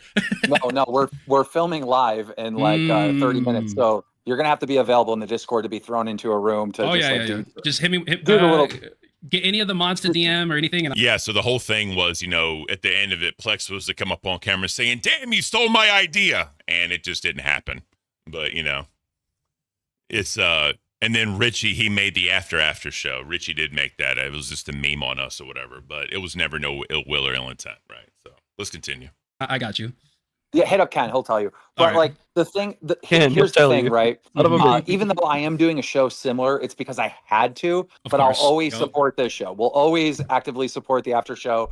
Wings and Boogie, me, and the other stars of the show will be available to come on your show. I'm never going to tell. Thank you, Melissa. Hey, Ken, miss you on Cafe. It's not the same. Here's the thing, right? Cafe is a different show now, right? People have to give it a chance. It's not fair to compare what I did to what they do, right? It's just not fair. I don't want to do that. I'm never going to do that. It's just a new model. They're doing it. They get higher views than I did. They make more money than I did. So I mean, it's a working formula, right? It is what it is. I'm not mad at anybody. I just want to say that. My talent that they can't go on the after show. We'll always support it, but we just need a show like this, of course, in the LCU universe. No, and it makes complete sense. And we that's did exactly it first. What a facts, Rastoff. You fucking Peter Pettigrew looking ass fucking weasel. We did it first. He's talking about Rastoff, Peter Pettigrew looking ass. Bitch ass made motherfucker, bro. You fucking whale on land, bitch ass motherfucker. Fuck you, dude. Don't ever come at my boy. Don't ever come after my show. Don't ever come after the people that helped us get to where we are. You are planted on a show off the back of somebody who was in this fucking thing for 15 years. You don't have real fucking fans because if you went live at the same time of any of their shows, you would not have the numbers you have now. Get off your fucking high horse because that bitch is dying with your fat ass on it. You understand? Fuck you. Fuck everything you think you can stand for on your wobbly, waddly little legs. Suck a dick. Eat some dick. Fuck you. Thank you. So we clip that and send it to Rastoff. I'm gonna play this on the next Caint. I'm gonna play. There it is. Told him I would. So that's basically that. But yeah, like I said, it was a great time. The whole entire show. Plex, if you want to reprivate the video, you can. Never mind. There's another minute or so left. Yeah, Right here. Let's get some beef. He's a bitch, bro. Listen. Oh yeah. I've been looking ass. I've been around the block more than enough times to be able to look at somebody like Rastoff and say, "That's a fucking snake. That's a rat. That's a fucking person who will stab you in the back." And if you want a perfect example of somebody who's willing to basically stir the pot and then walk away, look at how Rastoff talked to CD-ROM during the whole Lisi breakup situation, where he's just gassing freaking CD-ROM up against Buff Weeb in an effort to basically cause some trouble there. He even did it when it came to the Billy drunk driving situation where Keemstar was like, Billy essentially was like, "Billy, you're not driving right." And Rastoff's like, "He's fine. Leave him alone. He's totally okay." Rastoff, you are the reason why that shit happened and spiraled out of control the way it is. I agree with what Zay said about you needing to take accountability, but I think that people are focusing on him not ending the stream rather than the fact that he told Keem and assured Keem that everything was Gucci. Fuck you, dude. You are a rat. I would say you are a freaking wolf in sheep's clothing, but you wouldn't be able to fit. Got him. So my man Plex going in Gotta love that shit. But like I said, guys, the VOD's on my channel. You know, Plex, he made his stream members only for the members to watch on his show. But, you know, like I said, it was 3 hours. It was a great time. Y'all should check it out, man. It's beautiful. And it'll help with my watch time. Trust me. So let's go and get into the LCU now. Oh, the LCU. So what a weekend it was. What a weekend it was, guys. So tested the test of the processing alcohol or whatever. At the end of it, you know, Nightmare did a .055 and fucking Billy did a .07. And then Nightmare said that he was right because he processes alcohol faster. As the time went on, Nightmare was a lot less. Billy was a lot more processing it. So actually, Billy was ready to process alcohol a little bit faster. But, you know, it is what it is. But let's get into, before we get into all that crazy shit, let's get into Queens. So if y'all don't know, Gidgy dropped the N-bomb numerous times off camera. And then, I'm sorry, wrong word, off the LCU before she was a host. She did it when she was drunk. And then Gidgy basically did a 2-hour show Friday, just pity party the entire fucking time, right? So let's get into that real quick. Let's catch Gidgy out. Cheers about a fucking word. It should have never been said. It'll never be said again. Move on already, motherfuckers. Goddamn. Let me just get this out. All right. Yesterday, I listened back to the apology. I'm sorry I'm not reading chat. I just can't. I am not emotionally stable, so. I'll read it. I got it. Go ahead. Yes, Becky, I made fun of you for that, and look at me now, girl. Eat it Fuck up. you, Becky. You ain't got no say in it. You still fucking up. You ain't learned a goddamn thing from your mistakes, so don't be trying to put yourself in the same category as Gidgy. The lighting on Tina, bro. She is so, like, whitewashed. I don't know if that's a proper term for it, but what's that? The contrast is a little too high. God, I'm learning things I can't. Shut the fuck up, you ugly bitch. Get the fuck out of here. So I listened to my apology yesterday, and I started thinking when I was listening to Rewind, Jesus. Mel, thank you for the locale 20. I'm going to tell y'all right now, bro. Actually, let me do this. Tina, when you were shouting out donations in the middle of her trying to apologize and saying all that shit, it made it seem so fucking disingenuous, bro. This is one of those situations. Just let her apologize. Let her say what she needs to say and then come back to the donations, bro. You cucking the content and kept cutting her off left and right every time you got one gifted member or a $5 super chat or some shit. It fucked up. If it's TTS, let it be TTS. But that small little shit, you were breaking up her apology. It's fucked up, Tina. You shouldn't have done that shit. I'm sorry. You just shouldn't have, bro. It just seems so fucking disingenuous, guys. I'm sorry. Locale Queen memberships. We love you, Mel. Thank you. Here's another one. $20. That way she can't cry. Emoji. I feel the pain. Crying face emoji. We use some uneducated words were vile. Yeah. Yes, sir. Yeah, but the thing is, she claims to be educated, right? She claims that, you know, she has all this shit. She came from some prominent family or some other shit, right? But she still chose to use that word.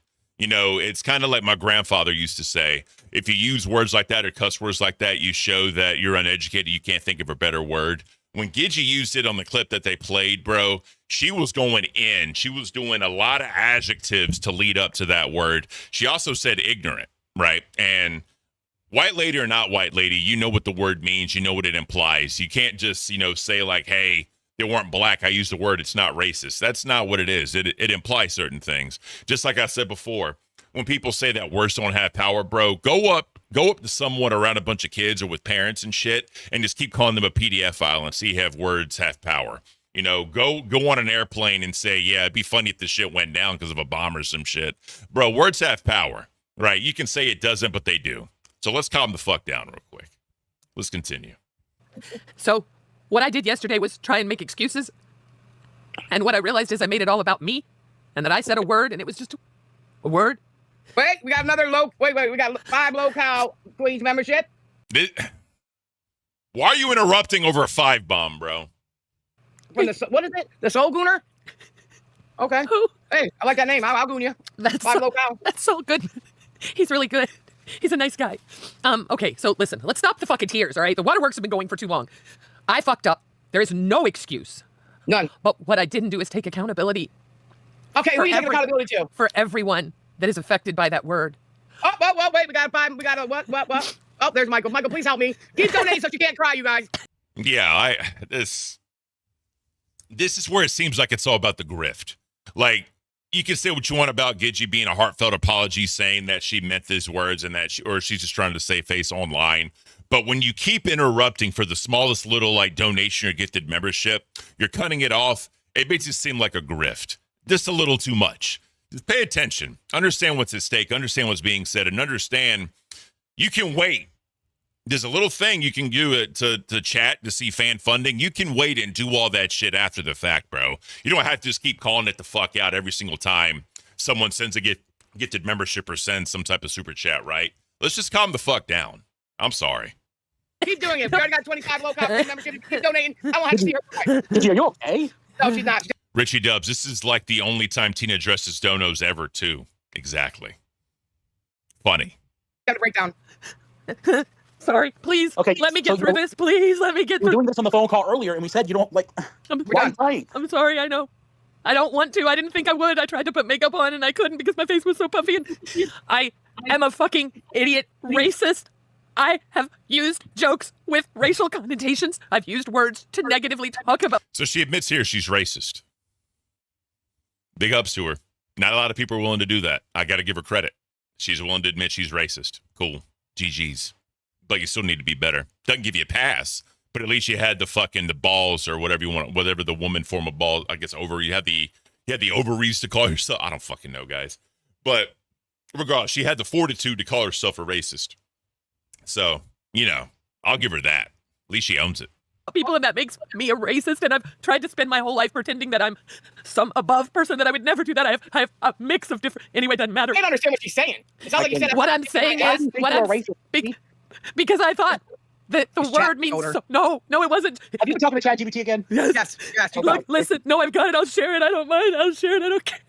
Oh my gosh, I can't take it. Mike, do something, motherfucker. I can't. She's been doing it all morning. I don't think she slept.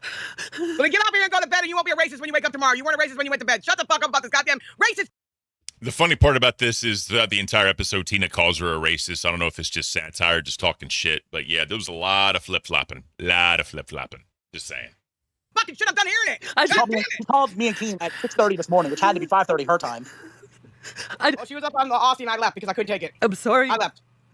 I just feel like people have every right to roast me, and I should face it. I should face everyone that I've hurt and everyone that I've disappointed, and the horrible look that I've given to every other host had to cover me. Wait, please. We got another 10 low-cow queen gifted memberships. Mary, thank you very much. We love you, Mary. See, it's just no. I don't feel this was heartfelt. I mean, obviously, there's the crocodile tears, as she stated. We all know someone else that could cry at a whim or on command. We all know someone else that can do that, and everyone's admitted to that. It's no secret. So I think this is one of those things where she's just trying to save face. And if I'm wrong, I'm wrong. But Tina shouting out every damn donation in the middle, cutting her off, doesn't make it seem any better. That's just me. Thank you so much, Mary. I thought we were going to eat dog food for every show. $20. If you touch the grass, A-OK hand emoji. It's okay. It's okay, Gidgy. But see, can I say something else real quick? Guys? I just want to get something off my chest really, really fast. The funny part to me is white people are telling that it's just a word. Like, black people or African-American people that have been donated and said that they were disappointed and all that shit, fine. But it appears that a lot of white people are saying it's just a word and you're giving it too much power. I'm sorry. If I'm a part of a race that's being discriminated against and has slurs said that's against them, I don't have a right to say that they shouldn't feel bad or they should feel bad about the word. I don't have the right to tell them they shouldn't worry about the word. I don't have that, right? So the fact that people are saying that shit really pisses me the fuck off, bro. Like, who the fuck are you to tell someone that they can't feel something about a word that's derogatory towards them? How the fuck can you give that opinion, bro? I'm sorry, bro. I can't. It's just so fucking dumb, bro. That is just so fucking dumb to me, bro. Are we not doing the dog food stuff? The problem is we say it's okay. We say it's okay. And it's not God, because I didn't. My brain, I can't do it, Mike. Tell her to stop. Tell her to stop the fucking whining in daycare. Okay, here's something to know about Tina. And I suffer from the same thing. Me and Tina grew up in loveless households, okay? So, and we were told to shut the fuck up when we would cry. So when we hear other people crying, we start to snap. Okay, all right. I'm going to dry up. Hog 2.0, crocodile tears worth 2. Shout out, bro. Stan, why is Chubby in the LCU and why is Caint not? I mean, we'll see what happens. And I'm going to talk. And I'm going to say that I'm going to misspeak this, and my words will get convoluted. I know, but what I want to say is I am not using the fact that I grew up in a different time. I know what that word means. I've always known what that word means, and I chose to use it that way. I look up to people like Richard Pryor and Carlin, and they didn't have to use racial slurs Richard Pryor and Tina said who? I can't, bro. to be funny. Well, do me a favor. Let's not start naming the Richard Pryor albums, okay? Let's start there. I'm just saying they didn't have to use racial slurs to be funny. I did. Did you just say Richard Pryor didn't have to use racial slurs? I literally just told you the reason not to name one of the albums is because the title is. Yeah, this is. So sorry. And drunk, what are you, a Confederate soldier? Because he's not a racist acculturator here, and I am. I sit with a racist. I got it. Get the fuck out of my room. But I hired her, and I won't fire her. I don't understand. We're gonna have to beat you up. You're lucky your kids are there this weekend, or you're gonna get beat up too. Oh, what? Yeah, so in the stream, Albert kind of goes in on her, and I actually sent a $20 super chat, and I said I stand with Albert. GG's, bro. I think. Let me get to that real quick, where Albert comes in. Come on. No, I'm just playing. Brands, I'll get you on Mike's wall also, since you did 50. His name is both. But right here. What is his name? Until next week. Here we go. Albert, listen to me. No, I have said it multiple times. I never said I didn't. I got chat. I think Scooter should be ashamed of his mother. He is. She's a piece of. You should be ashamed of your mother. I've said some horrible things too. You know what? It's different though. It's different. You and I should have protected you, and I've been doing it my entire career. I never expected it from my co-host. She apologized. What did I teach you about apologizing? Move the fuck on. No. You don't beat a dead horse, motherfucker. Can't drink water no more, bitch. And guess what? You won't drink out of my house if you don't apologize. Don't. Tina. Joe Mama says now that she has an audience, she wants to walk back this shit. She really didn't care or feel bad. I mean, you can make that point. She said that there's clips out there saying of her saying the N-word. And then she was like, man, should I get up all these clips and show everyone before I become a host? That's not the way to go about it either. This is one of those things where you just say, I fucked up. It is what it is. It's not going to happen again. But, the theatrics of all this is just unnecessary. I mean, 2 fucking hours of this, bro. That's just not me. I wouldn't do that shit. Like, it's fucked up, bro. And the fact that she's telling Albert that he doesn't have a right to feel that way, like, and then she's trying to compare it to saying, I said some fucked up shit too. I was trying to protect you. That's fucked up in my opinion as well. Because, yes, no one's perfect. Yes, people fuck up and all that shit. But someone that is of, like Black or African descent, when that word is being used, they have a right to feel some type of way about it. Like, it's fucked up. And Tina saying that he should apologize, that's not cool either, bro. And then Tina says she's black by injection. She said that numerous times. I mean, you got to pick a side, bro, when it comes to either you're mad at her or you're not. And it seemed like Tina went back and forth. She didn't really pick a side. That's just how I see it. Tina, no. Get up. Shut up. Get out. I'm not putting up with it. Go get in the Nissan, motherfucker. Apologize right now, motherfucker. I'm sorry. I'm very sorry. I apologize to this woman. I should have never used that word, and I'm very sorry. Don't ever fucking talk to a fucking woman like that. He had every right to. He had every. No, he don't. He has no right. It's called making mistakes and moving on. That's what we teach our kids. You better get out of my face, Randall. I'm sorry for calling her a bitch, but she still is 100% racist. She still wants to join the Klan. I'm not going to say what Klan. No, I don't. She's not going to Bobby Bouchak's for a fucking Klan meeting. No. Yeah. You know what? You motherfuckers can't take me serious. I'm getting ready to lose my shit up in this motherfucker. I'm getting tired of it. Okay. Call Bobby's and make sure she don't show up tomorrow night at 6 o'clock. The only way we'll know is if we show up. Rondo super chatted $20. Gidgy is racist and y'all need to accept it. She's too old to change. No, I'm not. You probably haven't heard half the clips online. She literally shouted "Hail German leader" and praised KKK. Buff saw clips today and was shocked. It's worse. It's not worse. It's. Yeah. She's admitted it. She did the Heil Hitler bullshit. She did that. She was talking about KKK bullshit. Like, come on, bro. Like, there's only so much shock, jock, and joking you can do, in my opinion, to fucking just say you did it for humor and for funny. Apparently, in the community that she was a part of before, it's real fucked up. Like, it's horribly, horribly fucked up. I don't know it, whatever.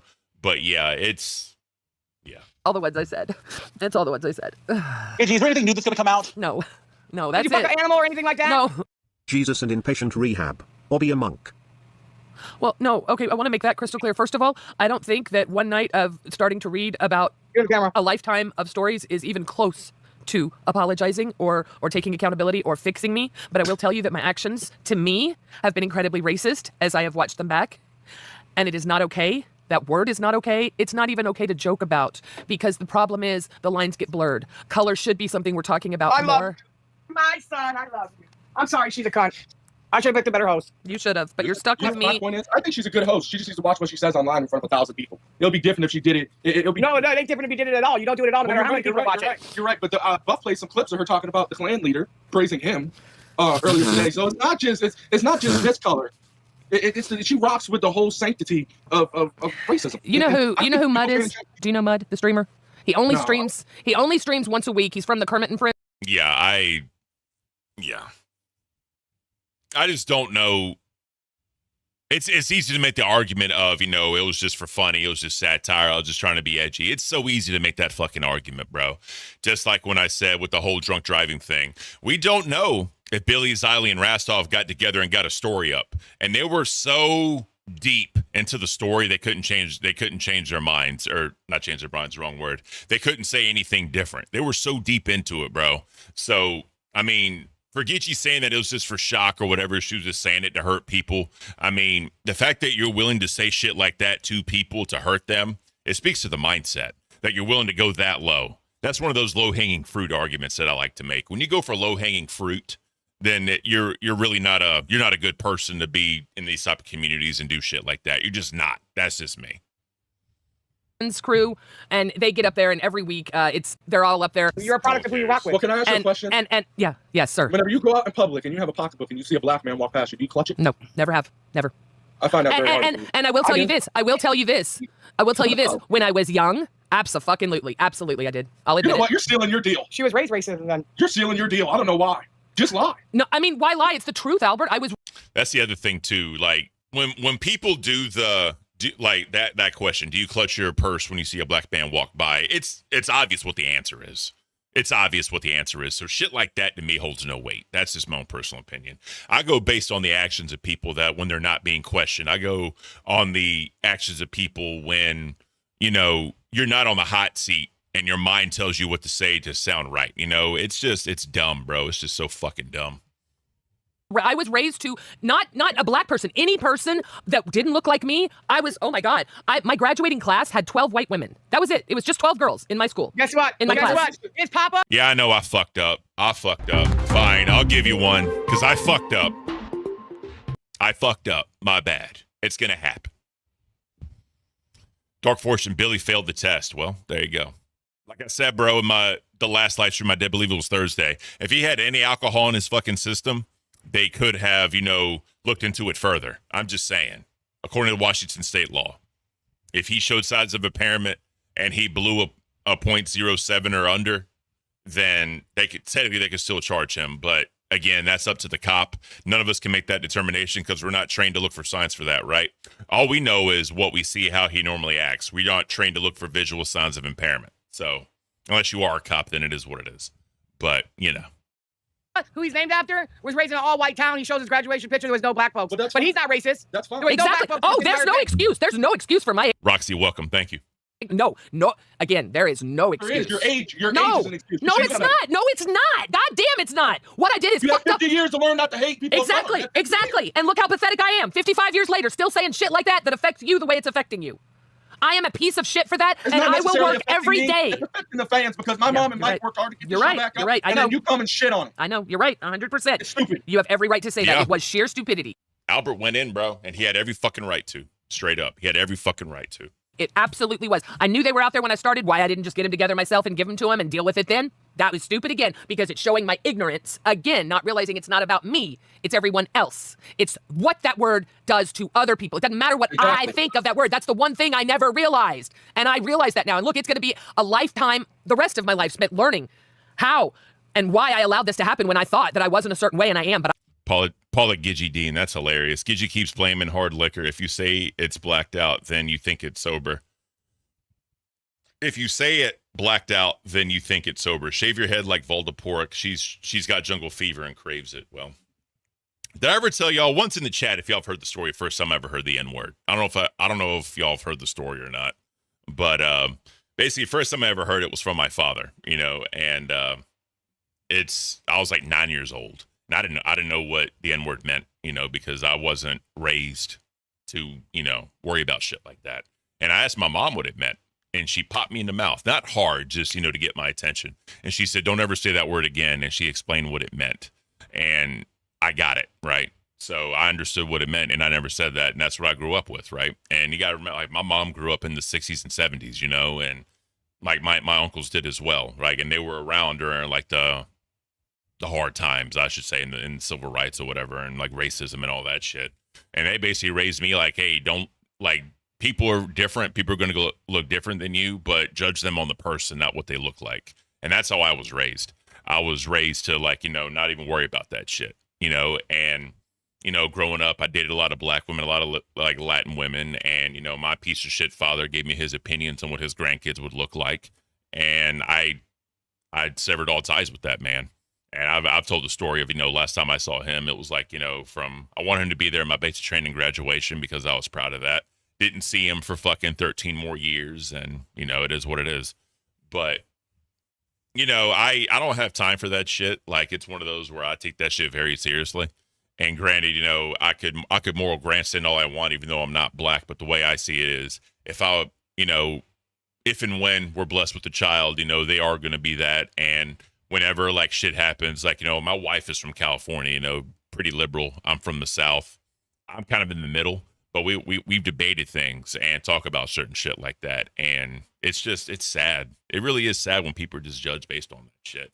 And when you sit there and claim being drunk is the reason why you said the N-word, or claim that you were trying to hurt people by saying that word, that means you know what it meant. That's why you used it. You didn't think about anyone else. You were just thinking about that one person. So to me, again, this is all dumb. This entire fucking stream was dumb as fuck. That's just me. I will do it, and I promise you, I am not a racist. I have done racist actions, and ChatGPT does tell me I'm a racist, but I know in my heart, when it comes down to it. AI? Albert, have you? You've Yes, I'm a fucking lolcow. Look, you've never been canceled. You don't get this, but I'm gonna tell you, I had nobody else talk to. My fucking kid won't talk to me. He's so fucking pissed. Hey, listen, it's only a word, Albert. It's not only a word. It's not only a word. American song in the South, which is very hard. It's not only a word. It's not just a fucking word. It goes back to the 1700s and slavery. You know why they started calling us that? To demean us. Whenever they beat us, they called us that. And then you guys, your family, the ancestry of maybe I think your family was, you know, possibly owners of some type of people. Possibly, I don't know. But don't judge that because she's racist. Because your aunt was up north was racist and she was born that way. I know. People can't help the way they're raised. It's 2025. Right. You should definitely learn and lean into it. And I'll say. Yeah. So that's basically literally that was that whole entire fucking stream, bro. Like I really can't with that shit. They haven't been live since then, so I'm curious to see what happens from it. But regardless, so Locale Live went live yesterday, and you know, Keem had some opinions about some of the hosts. I want to talk about this really quick. Let's get into that. Well, first off, let's watch this part. So Boogie, I guess, was being canceled or being shit on because they did the King Cobra memorial in the beginning. They played the video of his father, and again, we've all seen it's fucked up. It's so fucking sad. It's just sad as fuck. But regardless, Boogie came in talking about money because of the money Tech Talk is making. Surprise Rastoff and the grift and all that shit, right? But they go into that, and Boogie kind of explains himself. If you want to feel some type of way, you have that right to feel some type of way. The way I am is like you shouldn't have even talked about money during that. It was highly, highly inappropriate. But let's get into it. Happening in the universe, but there's just so much more to tackle before we even get into that. But while we are waiting, let's get to the Pepsi Pimp and Boogie298, who is currently getting canceled for disrespecting King Cobra's passing. How? Well, you know, getting hot. You know, trying to give him a shout out, you know, and remembering him, and then we started the show, and you were complaining about Tech Talk. Yeah, 100%. But when we talked about King Cobra, I shut up and talked about King Cobra, didn't I? XL Warrior back to back with 5 bombs. Boom! With another 5 bomb. Thank you, sir. Yeah, you did. You did pay respect when we were talking about it, but we were just coming out of this like honoring him, and he just passed away in the announcement. And then as soon as we got in here, you were crying about money. Yeah, I got a show to do. I get that he's dead, and it sucks that he's dead. Josh, I watched a dozen tribute videos of you over the last 24 hours. Last 2 days. Me and my friends watched one last night and raised a glass to you. I got nothing but love and respect for your dead ass, okay? But I'm not going to... A little insensitive there, Boogie, don't you think? Have a lot of respect for your dead ass. Like, it's kind of fucked up. It's kind of fucked up, if you ask me. Forget that I have an entire show to do, that I have an entire network to help keep alive, that I have a bank account that I need to refill. You're dead now. So I'm sorry, dead people, Josh doesn't care Because Josh can't care because he's dead. Yeah, Dead it's such a people bad don't look, care. Boogie. It's a bad look. It just makes the show look bad. The show was looking. I don't care. It was a sensitive subject to begin with, Boogie. We were almost when his we last did a public tribute appearance. to Josh, I didn't mention money. I mentioned it before, and I mentioned it after, and I don't regret it. We had This is that grift shit I was talking about, bro. Like, when you focus so much on money and keep telling your audience that you need to make money, it's starting to sound like DSP a little bit. Am I right, chat? One's in the chat if you agree. They're getting on DSP levels, at least Boogie is on DSP levels of beg. Like, it's, you guys, you got to stay my house, guys. Like, it's, come on, bro. Come on, bro. Like, I can't. This is just, it's fucked up. It's really fucked up. 2 hours to fill. We gave 15 minutes to Josh. The rest of the show's mine. Boso99, thank you for the one gift that we appreciate you. We're doing 5 bombs today, though. Like, if you want to throw one gift, I'm not going to be mad. But we're doing 5 bombs today, all right? Oh, XL Warrior with a 10 bomb. All right, listen, here's the thing, Boogie, all right? Wings broke down because of the bullying harassment that King Cobra received. And when his dad was talking about that moment, it reminded Jordy of some of the shit that he's went through. And he told an emotional story, and I laughed because he brought up that Fallout 4 saved his life. And I look that was funny. That's funny. I know, but I look like an idiot, and I got to own it, right? Can you just own it that you, like, fucked up? Cynical Devil, can you do the I'm not going to do a DSP bag, bro. I'm not doing that. It's because it's not real. Well, I guess I could do it because it's not real. Your timing was horrible. Can you just own it? All right. Once in the real quick. Once in the chat, if y'all want me to do a DSP bag just for the shits and giggles, let me know. Here's what I'll own. Here's what I will own for you, Josh, who's dead and can't hear this. Oh my God, he's stop dead. that. That's so fucking disrespectful. Yeah. Come on, bro. Come on, bro. Like, why are you doubling down on it now? Like, it's fucking. God. Dude, come on. Dude, I have buried so many people. Wait. Stop. Please, just stop. Sit in silence for like 30 seconds. Wings, can you please try to talk sense to him? Don't talk, Boogie. Just listen. It's so disrespectful, man. Like, I understand that you've had people that you've buried. Everybody's had people they buried. Death is a part of life. But there is a unwritten rule that comes with life that if there's a grace period where it's like, okay, this is not what we're doing right now. Boogie. Josh created a lot of entertainment for a lot of people, and he's got a lot of fans right now that are in mourning, and not to mention a grieving father that might actually watch the show. We were one of the last appearances that Josh actually did. And that is true. That is true. All right. So I'm getting ones. All right. God. All right. DSP bag. Let's get it. You know what, guys? So y'all know I'm not on the LCU anymore. Y'all know that my paychecks went, you know what I mean? So if y'all want to support this channel, y'all want to support the movement of King Caint, feel free to hit up that QR code and send me a little bone. You know what I mean? None of this shit goes to Keemstar. None of this shit goes to anybody. It goes straight to me. So go ahead and hit that motherfucker up, right?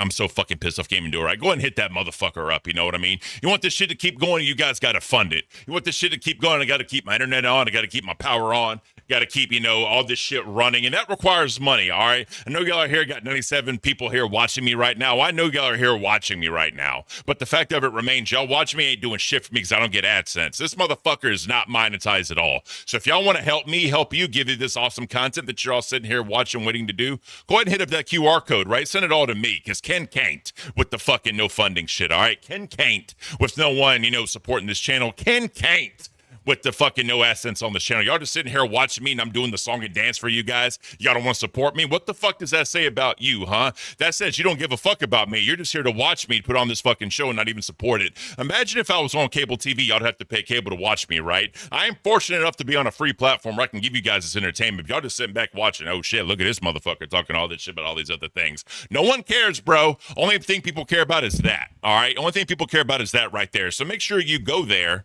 You know what I mean? I can't even point right. Make sure y'all go there, support this fucking channel so I can keep coming here day after day and giving you this quality entertainment. Fuck y'all. All right. There it is. There it is. And we have to set the I'm not serious, by the way.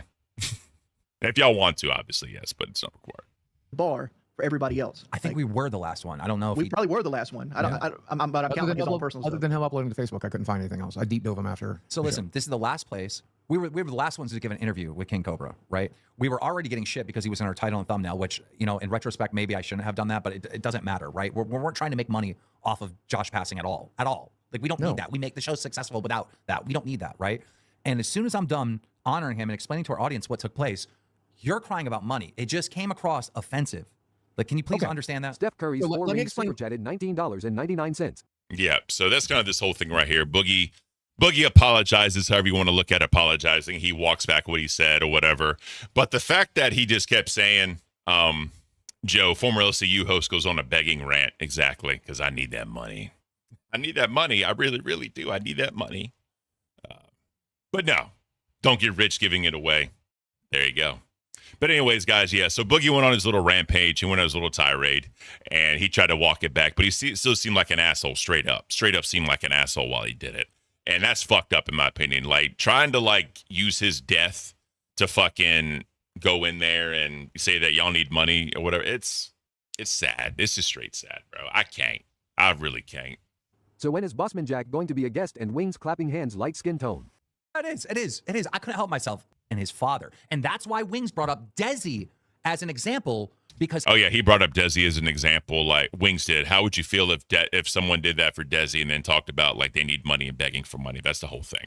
How would you feel if it was Desi? I bet Desi wouldn't give a fuck. I want you to raise money to help me bury her. And then I want you to talk about it, and I want you... Yeah, 100%. All right, you're just not getting it. You're not getting it. No, I'm not. But here's what I will say, and this is my therapy speech talking. Let me give you the therapy apology, the way I learned to apologize in therapy. This is so cringe, by the way, guys. This is so fucking cringe. I own my actions, and I understand that my actions were wrong. I take accountability for the fact that I did not take into consideration that Josh and his father might be hurt by that our fans might be hurt by that Josh's fans who do not watch this show could be hurt by that. My actions might have caused people pain, so I apologize for my actions. I do not wish to have caused you any pain, and I would like to find a way to make up for any pain I created. XL Warrior, welcome to Cash Cow. That's how I learned to apologize in therapy, and I think that's You know what that tells me? He learned to apologize like that in therapy. So since he learned to apologize like that in therapy, that's not heartfelt. He's using skills he learned to apologize so that way people think he's being sincere. That doesn't tell me he really fucking means it. He should have just said that. If he just said that, it would have came across a lot more genuine. But saying, all right, guys, this is what I learned in therapy, and just said it, right? That's disingenuous as fuck, Boogie. Come on, bro. That ain't cool. Good apology, and I do mean it. I did not mean to hurt anybody's feelings. I did not consider that I might hurt your feelings, and I'm sorry that I did. Boogie, say this. Repeat after me. My timing was horrible. I'm an idiot, and what I did was insensitive, and I'm sorry. It's that simple. Like you laughing at Jordy's fucking... Is that your apology for laughing at Jordy's suicide? Yeah, it is. I couldn't help myself. Like, well, then let's say it together, okay?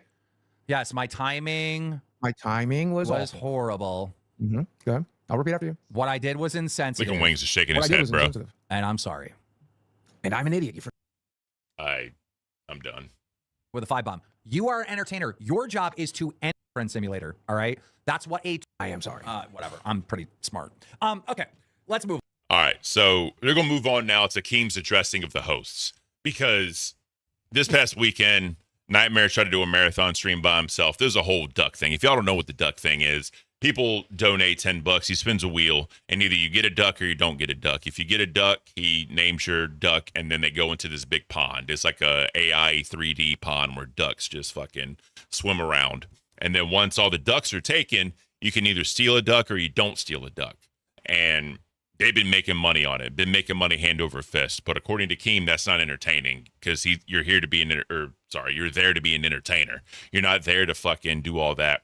That's part of the whole grift thing, right? People need to find new ways to grift and try to be entertaining while they do it. I had a hard time doing that. It is what it is. But regardless, Keem's going to go in on all the hosts. He's going to go in and basically sets all these stipulations going forward to what he expects out of the hosts and what he wants them to do. So let's let the boss man talk. Come on. There's a million things that are going. Like, we have so much stuff to cover today, but before we do, I did tell all the hosts to make sure you're watching the show. In the first part of the show, I just want to kind of get it out there, get it done. There is something that I want to say to all the hosts of all the other shows. We're talking Cafe, Tess, Nerds, Balls, Rewind, Queens. Sounds like a daddy on Maury Povich trying to name all his kids. Tech Talk, Chubby Chasers, funny. All the shows. Okay, all the shows. There's a show named Chubby Chasers? It's Chubby. Might not own it. Local Chubby. You should be on that fucking show.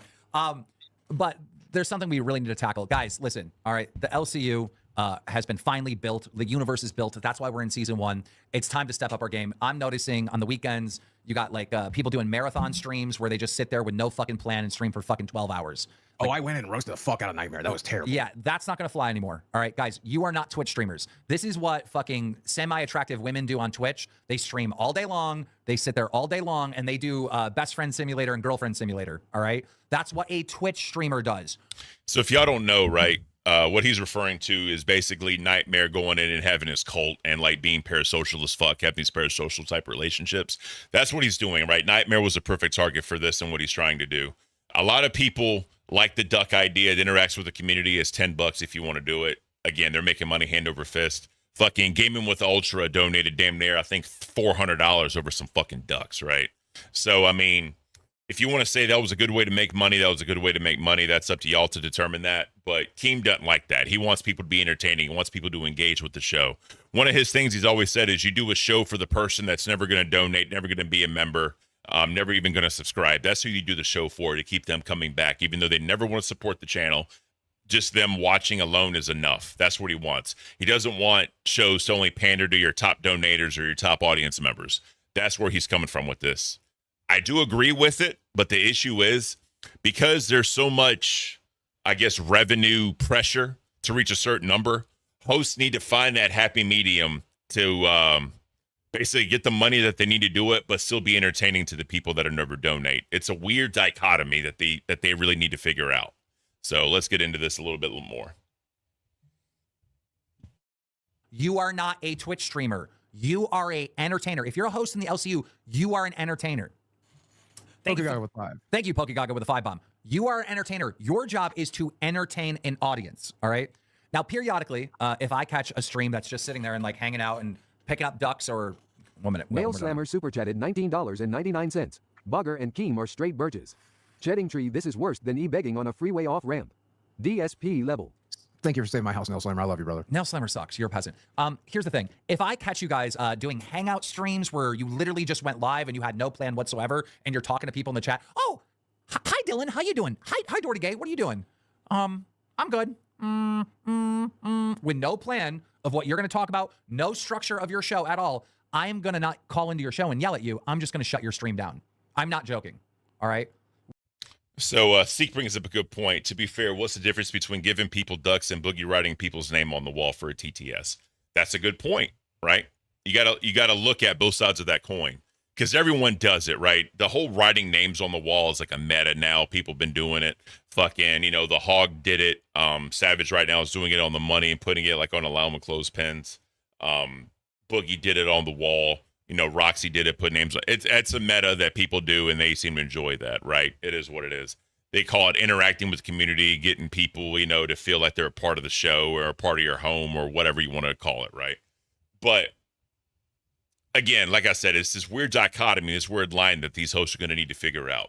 With him saying now for the marathon streams, he's just going to go in there and shut the stream off because he has access to all the channels because he don't want people just sitting there. And that's one reason why I never wanted to do like extension streams or like prolonged streams because I don't want it just to be sitting there talking to the chat. I want to actually give people something to watch. I want to give, content for people to view and to give their opinions on. So it's a weird thing. And I know a lot of people wanted me to do an extension stream and I'm sorry I never did that. But regardless though, I don't want to just sit there like a bump on a launcher and figure out, all right, guys, what am I going to do now? You don't want to do that shit. You want to have a planned, organized show. So that way, when you go through it, obviously, like with Plex, private in the stream or put in members only, there's gonna be little speed bumps in the road, but it's all in how you recover. That's what it's about.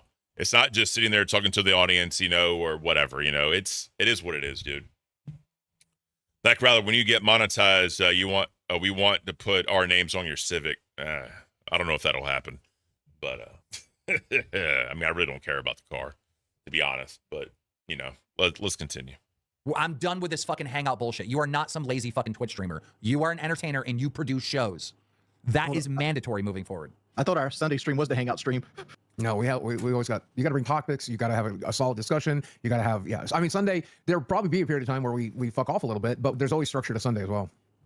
The only reason why even the ducks on test are even remotely entertaining is because of me, because I flipped out on the fucking ducks. Okay. I will tell you this, Nightmare picking up ducks, the boring thing on the fucking planet. But when Keemstar calls in and fucking loses his mind over that shit, now it's entertaining because I'm an entertainer, all right? Like, I actually have value when I speak. Like, people want to listen to it. They're entertained by it. Fucking Savage is over there doing a full reaction to it because of me. Not because of fucking Nightmare. Not because of the ducks. Because of me, all right? So we're not doing this boring bullshit anymore, all right? Okay, we're not.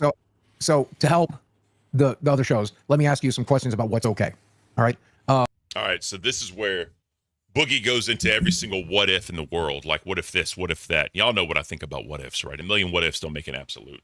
So this is one of those things where they're just going to have to do streams and figure out what's going to work. If it pisses Keems off and he shuts the stream down, then that's on them. They got to take that as a learning experience. It's going to fuck with their money. You know, yeah, Keem gets 50% of all the shows, but at the end of the day, he don't really care about the money. He wants people to be entertainers and be better at their craft instead of just sitting there and doing that. So some people say that Keem's probably targeting Nightmare. I don't know if that's the case, but at the end of the day, if the boss man wants something, you got to do it. Arguing and bitching and complaining about it ain't going to change anything. He's just going to fucking pull you off the show and put someone else on there. So, I mean, what are you going to do? What you're going to do is you're going to figure it the fuck out. Reacting to something, saying like, I'm going live to react to Boogie's documentary today. Probably not that specific thing, but is that okay? Well, I'm glad you brought that up because there's a lot of people that want to stream on the weekend, but their co-host doesn't want to stream. So they do these things called solo streams. And they cam up and they're sitting there and they're just talking to people in chat and they have no fucking plan. When have you ever seen Keemstar in a solo stream in this fucking universe where I wasn't locked in, where I wasn't fucking just, I'm reacting to something, I'm talking about something, I'm explaining to the audience a fucking story. Like, it's in my brain when I'm on this microphone that the fucking people watching me deserved to be entertained. And when I see these motherfuckers doing solo streams and they're over here playing with ducks, oh, you got a yellow duck or you got a purple duck or you got a... It infuriates me. It is by far the most insulting fucking thing to your audience and to yourself. You are showing me that you should be fired. You have absolutely no talent. Zero. So, I mean, you could say that, you know, but the thing is, you know, each show has a different type of audience, right? Each show wants something different from their host as far as what they consider entertainment. So, I mean, you can make the argument of what Keemstar views as entertaining may not be what the supporters see as entertaining. So that's that weird line that they're going to have to figure out, guys. Like, do what's true to your audience, do what they want you to see, but then still make the boss happy. You go to any other job, right? The boss outlines what they want you to do, and you have to do what the boss wants you to in order to keep doing job performance. Even if that's something that the customers don't want you to do, ultimately, who signs your paychecks, right? Yes, fans donate to the show, they support the show, so you need to appease them. But Keem is the one that's signing the checks at the end of the month, whatever you want to call it. So finding that middle ground is going to be interesting to see how some people do it, i.e. Test. How does Test find that middle ground? Did the ducks constantly go away? Or do they just keep on memeing on Keemstar for the ducks? You know, with nerds, you know, they say their viewers aren't going up. Like, it's only the same fucking 5, 6, 10 people, however many it is, that's basically keeping that show afloat. You know, is Keem going to look at the live concurrent numbers and going up or going down or whatever and judge them based on that? There's stipulations that are here that the hosts are going to need to figure the fuck out. It just is what it is.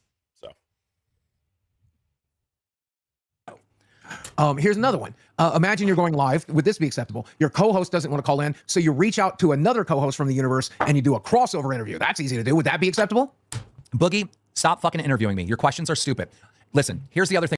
Which I will say, I have seen hosts put in the host chat, hey, like Lisi, right? People hate on Lisi, but she has put in the host chat, does anyone want to play Among Us with me? Does anyone want to come on the show with me? I give it to her. She is trying. But it's also one of those, if no one likes you, no one's going to fucking help you, right? So, I mean, it is what it is. But yeah, they're going to have to figure the fuck out. That's really all this is to it. And Boogie with his dumbass questions, whatever. Not everyone wants to do the same thing. Not everyone can do the same thing and be entertaining while they do it. Like me, I do the IRL news. I want to do IRL news just because there's a world outside of the LCU that I want people to know about. That's why I covered, the Cracker Barrel thing. The Kilmer guy who's getting, detained and possibly sent to Uganda.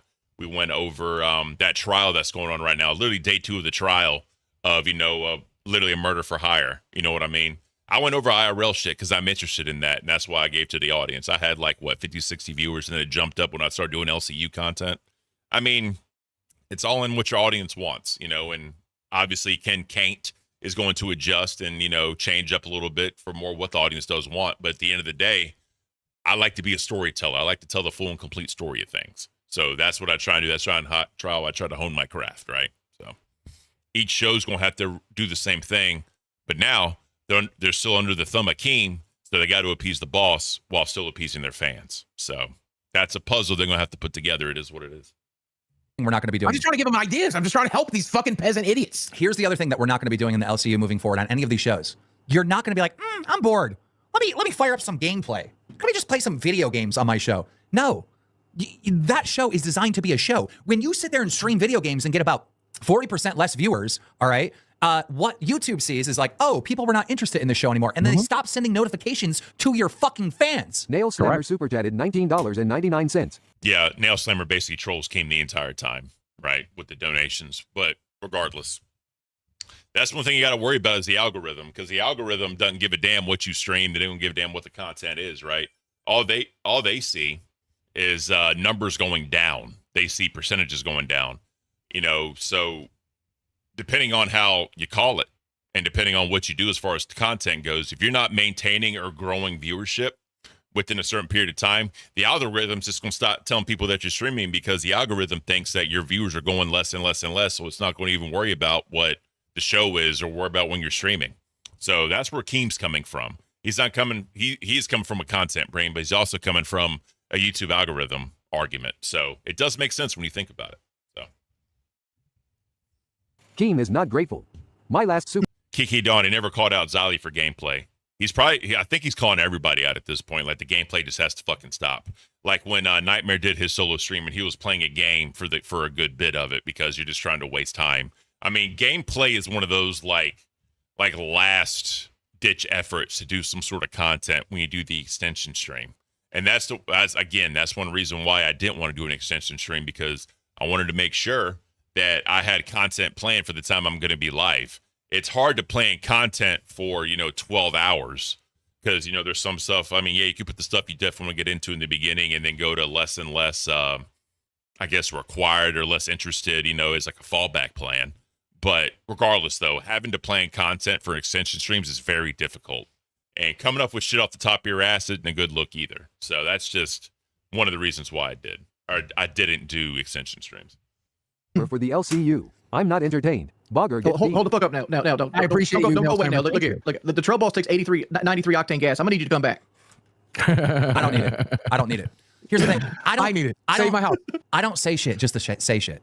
All right. I don't fucking have these opinions based on nothing, on what I personally Kiki. like and what I don't that. like. I have these opinions based on, I know what's best for every single one of these fucking shows. I know what's best. And the best thing you can fucking do is your job. Your job is to be an entertainer. Why are you live with no plan? Lisi went live on Dolls yesterday. That bitch literally said, well, I don't know what I'm doing today. I took so much time in getting ready and whatnot, and I didn't really have a plan. Bitch, why are you live? Turn your fucking stream off. Because Lisi is a Twitch streamer. Bro. Well, that's kind of the whole argument too, right? That you can go into, like, you're just going live trying to get some sort of money up, right? Because you're bored, you have nothing to do. Let me throw up a live stream to see if I can make some money. That's kind of what it is. Me, I'm going to try and stay scheduled and stay regimented and kind of do what I do. And obviously, Kiki said it. Everyone go back and leave a comment on the VOD. Definitely need interaction. Yeah, I do need interaction on the channel. So if y'all can just leave a comment or whatever. And, let me know in the comments, some shit you want me to cover, because I like doing the IRL news. I like doing social media news. And then I like doing LCU news. If y'all are cool with that, y'all are cool with that. I'm going to start recording, cooking videos and putting those up. I may do like a live thing like I did when I did the members only on Cafe, kind of like, have me like in the corner, kind of like, here, have me in the corner and then have my cooking, here. And then we just kind of react to it. And I kind of explain the steps. Y'all can ask me questions or whatever. Thought about doing that as well. But, I got things planned. I got things I want to do, but Elias, no, I'm not partnering yet. I'm worried about watch time. Like right now, I think I'm at like 1.4K watch time hours. So I need I'm almost halfway there to getting partnered. But lasting opinion, Keem should take away the docket team and have the hosts prove they know how to be entertaining on their own and find interesting stories on their own. Yeah, you could do that. The only issue is some of the, like me, I had a job, so it's harder for me. And then obviously I did shit. So I'm thankful as fuck for my docket team I had on Cafe. And I have a docket team now that's helping me out with Caint. I'm thankful as fuck for these people because they're helping me out of the kindness of their heart, So, we'll see what happens though. But all right, let's get to this again. Girl that wants to flirt and have the girlfriend experience. Yep. Never, ever hit the fucking start streaming without a fucking plan. Yeah, but you would fucking crucify them anyway. This is a catch-22. If they didn't stream, be like, why the fuck did you stream? $20. There's something people are turning in to watch something. Keem should be on all the shows. Yeah. Keem is on all the shows. He calls in like 75% of them. I try. I'm trying to get everybody up to our level, right? I want this thing cooking and I want success. But you know what happens when I call in and tell someone, hey, you're doing wrong. You got to be entertained. No, man, people like me playing the drums. They fucking love it. No, they don't. They're never going to like you playing the fucking drums, bro. It's so infuriating. It's so infuriating. It's like, I'm losing my fucking mind over here. And there's no more marathon streams. I'll tell you why. Out of all the marathon streams that have ever happened in the LCU, can you remember one? Can you remember a viral moment from one? No, Yes. because what? Me pushing my wife. GG's wings. Yeah, so again, Keem's just getting tired of, I'm not going to say laziness, but he's just getting tired of the non-tent streams that he's basically calling them all non-tent, right? So he's getting tired of that. And he even said, once the LCU is finally complete, because we are in Locale Universe Season 1, so the universe is here, it's ready, and he's pushing. They're not just shows anymore. He's looking at it in a totality sense. So that's where people need to get this shit figured out and get it, get their minds ready, get their content ready to put on good shows. Because he's looking at this thing as a total. He's not looking, obviously revenue will be individual shows, but he's going to start looking at what are weak links in the universe, because he's probably going to start feeling that these lower shows that is doing non-tent, according to him, they're holding the universe back. So he wants to put in people that are going to bring the content, bring the fire, bring the flavor. So that way the LCU is propelled, So that's something, again, these hosts going to have to think about. That was a live event. Beans, welcome to Cash Cow. Yeah, live events I think need to be marathon Nail streams. Slammer super chatted $19.99. Fire Keem and I will be back. Full score, tears of joy. Now, here's the thing. There's no reason for a fucking marathon stream ever. Unless that shit is action-packed. Yesterday, Nightmare was fucking live. 12-hour stream, right? And in the middle of that, they exposed Gidgy. Bad. Yeah. It was the one viral moment that happened on that entire 12-hour stream. And do you guys know what they exposed Gidgy for? What? I don't know, and no one else knows, and no one's ever gonna fucking know because it was buried among fucking 12 hours of picking up ducks and mumbling. Like, that was Nightmare's entire fucking 12 hours, bro. Like, it's never, you don't understand. There is zero value in you being live all day. Zero. David, I've never heard of a docket team before I found the LCU, and I'm a mod in a lot of monetized channels. They do all their own content, including intros and outros on their own. That is true. But the difference here in the LCU is a lot of the hosts have jobs. Like me, I have a nighttime job, and like during the day I would do the show because I did it like from 8 to 12. So I only have like 5 or 6 hours really really like 4 hours to like plan a show and all that. So, people ask for volunteers. There's no requirement to be on a docket team. It's, if hosts are liked and people want to help the host out, then they do. That's all it is. That's not a requirement, obviously. And if you're fucked up enough to where you don't have a docket team, then what are you going to do, bro? You got to do it all yourself. So this is one of those things. Here's the other thing we're going to be doing, all right? If you want to stream on the weekends to all the shows, if you want to stream, you need to go to the host chat or the Twitter group chat, and you guys need to figure it out. Okay, I'm going to stream at this time, and I'm going to redirect to you, and then you redirect to this show. You guys need to work on a schedule on the weekends. Are you obligated to work the weekends? Absolutely not. But if you're going to stream on the weekend, you work out a schedule with other shows to help each other out. I'm sick of this shit because as soon as Saturday comes, the entire day, nobody's streaming except for Nightmare. And if you were like, well, I'm bored and I want to watch something in the LCU, and you went on Nightmare stream, he'd be fingering ducks' buttholes. There was nothing remotely entertaining. The only thing entertaining about Nightmare's fucking 12-hour stream is when I go in there bitching at how bad he fucking sucks. That's the only entertainment value there is. Can we watch a clip of him fingering ducks' buttholes? Yeah, so this is new. So yeah, while there is no schedule on the weekend, now hosts have to create a schedule for the weekend if they're going to go live, So no more marathon streams, no more extension streams, and you got to figure out who's going live and when. So this is something else the hosts are going to have to figure out. Seek said, especially when you got to do a show every single day, the extra hand helps. Facts, bro. Like, trying to do a 4-hour stream, 5 days a week, 6 days a week sometimes, it's a lot. It is a lot. So any extra hand definitely helps in getting any kind of content. Sunshinery always went live Saturday mornings, exactly. And one of the reasons why I always went live Saturdays is because Fridays, I either had to leave early when we were 4 hours, or when we were at 2 hours from like 10 to 12, I couldn't do it at all because, I have obligations to, help my mother out. I've always done that. So, I felt bad, so I was like, listen, I'll do this Friday thing. When it all first started for me, I told my Friday, I'm like, I promise you, I'll stream Saturday, but Friday is just a little difficult for me. So it ended up all working out. But, a lot of these hosts, they don't do it. And or they do it, but it's on a whim. Like there's no real plan. They just go live and see what happens. Or like, all right, guys, we're just going to do an extension stream and just stay live and see what happens, you know? And people pay that $50 for an extra 30 minutes, you know, and it is what it is. You know, a lot of the top shows, the top lower channels were making a lot of damn money on these extension streams, but was there really content there? That's up for people to decide. That's up for Keem to decide. You know what I mean? Is what it is. Bro, I've never seen this. Bro, it's I don't. Maybe Boogie, you want to work a docket team? Find a section of him playing with the ducks and talking to his audience about the fucking ducks, so I can show the audience like what we're dealing with. It's like you should. He should be fired. He should just be fired. Like, you don't get it. You're never going to get it. You're going to argue with I guarantee Nightmare is right now with his top donors being like, yeah, Keem's wrong. I know you guys love the ducks. I know you guys love me playing drums. Keem doesn't know entertainment at all. Nightmare, me super entertainer, dude. Remember when I raised $200 to go to a fucking festival? And hey, guys, look, I'm at a festival. Not a single fucking entertaining thing came from the festival. He was just at a festival. He raised money. I'm going to go to a festival and didn't do anything remotely fucking entertaining. Nope. Bro, thank God fucking Yo Mama's on there to actually do a show. Thank God. Yeah, and that's one of the other things too. Kind of, I think they mentioned it here in a little bit when Batgirl and CD-ROM went to Hershey Park, right? Like I had a plan in place ready to go just in case they couldn't do it. And I think I was live like 3.5 hours. I did basically a solo show. I mean, yeah, they came in and out, but I basically did a solo show for like 3.5 hours because I had content planned and ready to go. You always have to have a fallback plan. Because if I was like, all right, cool, you can go to Hershey Park, I'm going to run the stream and we're going to see what happens, right? It would have been a dud. It would have been fucked up and I would have looked like an asshole. Keem would have been pissed off, right? But regardless, though, you have to have plans. Kiki Don says, I bet nerds isn't happy. You have to remember, a lot of these smaller channels rely on those marathon streams to make them money. That way they can stay higher up on the leaderboard. Because, like I've said before, whenever they look at shows, what's the first thing they go to? The fucking leaderboard. And if you're not up on that leaderboard, you're going to be looked at. And that's kind of what happened to me, right? And like I did a donation on test yesterday, which we'll definitely get into that, what happened on test yesterday. Like I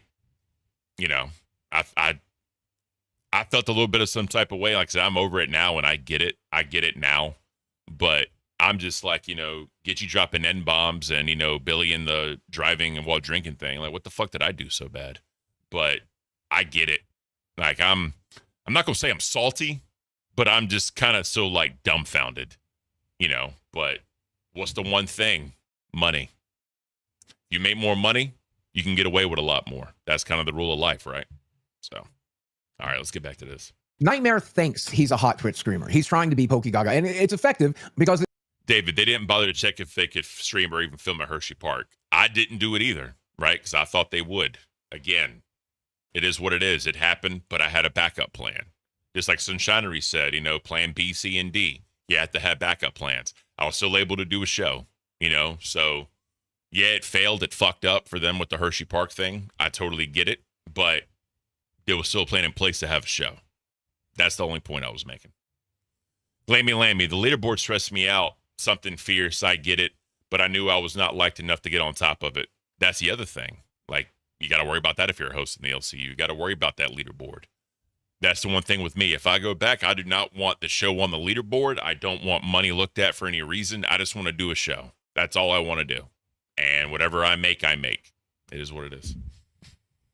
He has simps. He does. But it would be so much better if he was not only attractive and getting simps while also doing a show so the rest of us have a reason to watch. Because Nightmare, I'm gay and I don't want to fuck you, but I'd like to be entertained by you. Chat, Keem has glasses on because he's got a weed vape pen and got a White Claw digested in his belly. We all know this. I did it off stream. He did it off stream. I told everyone they could be bad as long as it's not on stream. They took that boring shit, the ducks at all, point blank period, was Savage and Roxy's review of it. They took that boring shit and made it funny. But, they do shows. That's what Savage and Roxy do. They actually do shows. They don't just go live and like, hey. Here's a tool. They actually have a topic and things they want to say. Like, Here's another tool for hosts. If you genuinely are completely creatively bankrupt and you can come up with nothing interesting to talk about that day, go to ChatGPT and tell it, give me 10 topics. Describe your show and give it 10 topics you could talk about that day and pick one. It'll give you 10. Ask it to give you Boogie and the AI being the crutch. I can't. 50. It'll give you 50. Pick one. If you're so creatively bankrupt you can't plan a show, let AI do it for you, fucking retards. That's pretty much all I want to say on that now. And also, stop bothering Bawolf. All right, I said this before in multiple meetings. Stop going to Bawolf and saying, hey, you need to put this in the store. No, you need to come up with a design, promote it to your audience, create a campaign to get that item put in the store, and then put it in the store. Where'd you get that shirt from? Yes, this is where they go into the shows, or the stores, by the way, for the LCU stores. I mean, we can watch a little bit of that, not too much, because I want to move on. But Han Solo, some of us absolutely love the LCU idea, but we're not high rollers like Lord Rush. Exactly. No one should be penalized for not being able to pay, or if they enjoy a show, they just don't have the funds, like they cash cow and that, they can throw maybe a few donations, like smaller donations here and there, just to show some support. No one should be penalized for that, right? But again, it's just one of those things where it's the leaderboard. No one can deny that. So we're going to skip ahead because Team wants shows to basically, they create an idea, they campaign for the idea, and then they get the audience behind it, say they'll do it. And if enough people say they will do it, they'll then put it on the store. So we can watch this real quick and then we'll move on. Pick my wife up and not be where you used to be at. You losing a whole fat Nail person is Slammer amazing. super chatted $19.99. Racism is okay as long as you have $, all 9% full score tears of joy, tears of joy, tears of joy. Okay, Nail Slammer, you are banned. You're banned from $20 donations. No more $20 donations will be able to come from you. Has to be 50. Guys, listen. I really want to show you what's going on with our store. Okay, I think it's imperative that we look at this. Okay, so you have the locale hoodie, which sold amazing. You have the Krispy Kreme T-shirt that sold amazing. These bed sheets actually did sell. The shirt, the hat, all sold. This pillow sold. All right, this did not sell at all. Of course not. This mouse pad. All right, this did not sell at all. Boogie and his been up for 24 hours. Boogie and his stupid dog. All right, It will sell. There's this 24 hours. backpack that I don't know if it sold or not. And then he also just has his dog on here. Which is what people wanted. They said they wanted the Sammy shirt, but D Money made two, and I told D Money to go ahead. It was D Money's Play idea. devil's advocate here, Boogie. I Like, go wanna, back to the Sammy shirt. Show the Sammy shirt again. Yeah. The thing is, though, like a lot of times, this is not a dig at the audience, right? But some people, they'll say they want something, then they'll never buy it. Like, it just is what it is. Like my shirt sold decently well. The Caint shirt, it sold decently well. The coffee, it sold pretty good. They said it only sold like 30 bags. I think it was more than that, if I remember right. But yeah, it's just one of those things where, people, they have a great idea for merch. They put it in the merch store, and then it just doesn't do anything. Bad Rattler, Ken, be careful when you get monetized. Your alter ego Bigfoot may fire you for not being on top of your own leaderboard. Yeah, we'll see what happens. All right, let's continue. Our mascot's a cow, and it says Locale Live and has a dog. Like, somebody that doesn't know the product would be confused as fuck about that. Exactly. It's a deep cut, and people like deep cut t-shirts. Boogie, you love your dog. I get it.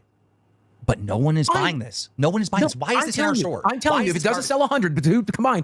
I'll take it down at the end of the week. If it doesn't sell 100, then I want $1,000 from you. $1,000 bet. No, it'll be not $1,000. I'm not gonna bet money, but I'll take a fucking punishment. No, but this is what I'm saying. I'll do something retarded. It's nobody, dude. We have to make stuff that's good. I'm gonna shut the store down. There will be no store if this continues. Okay, but I'm telling you, people demanded the same. 99 cents. Was I banned? Tears of joy.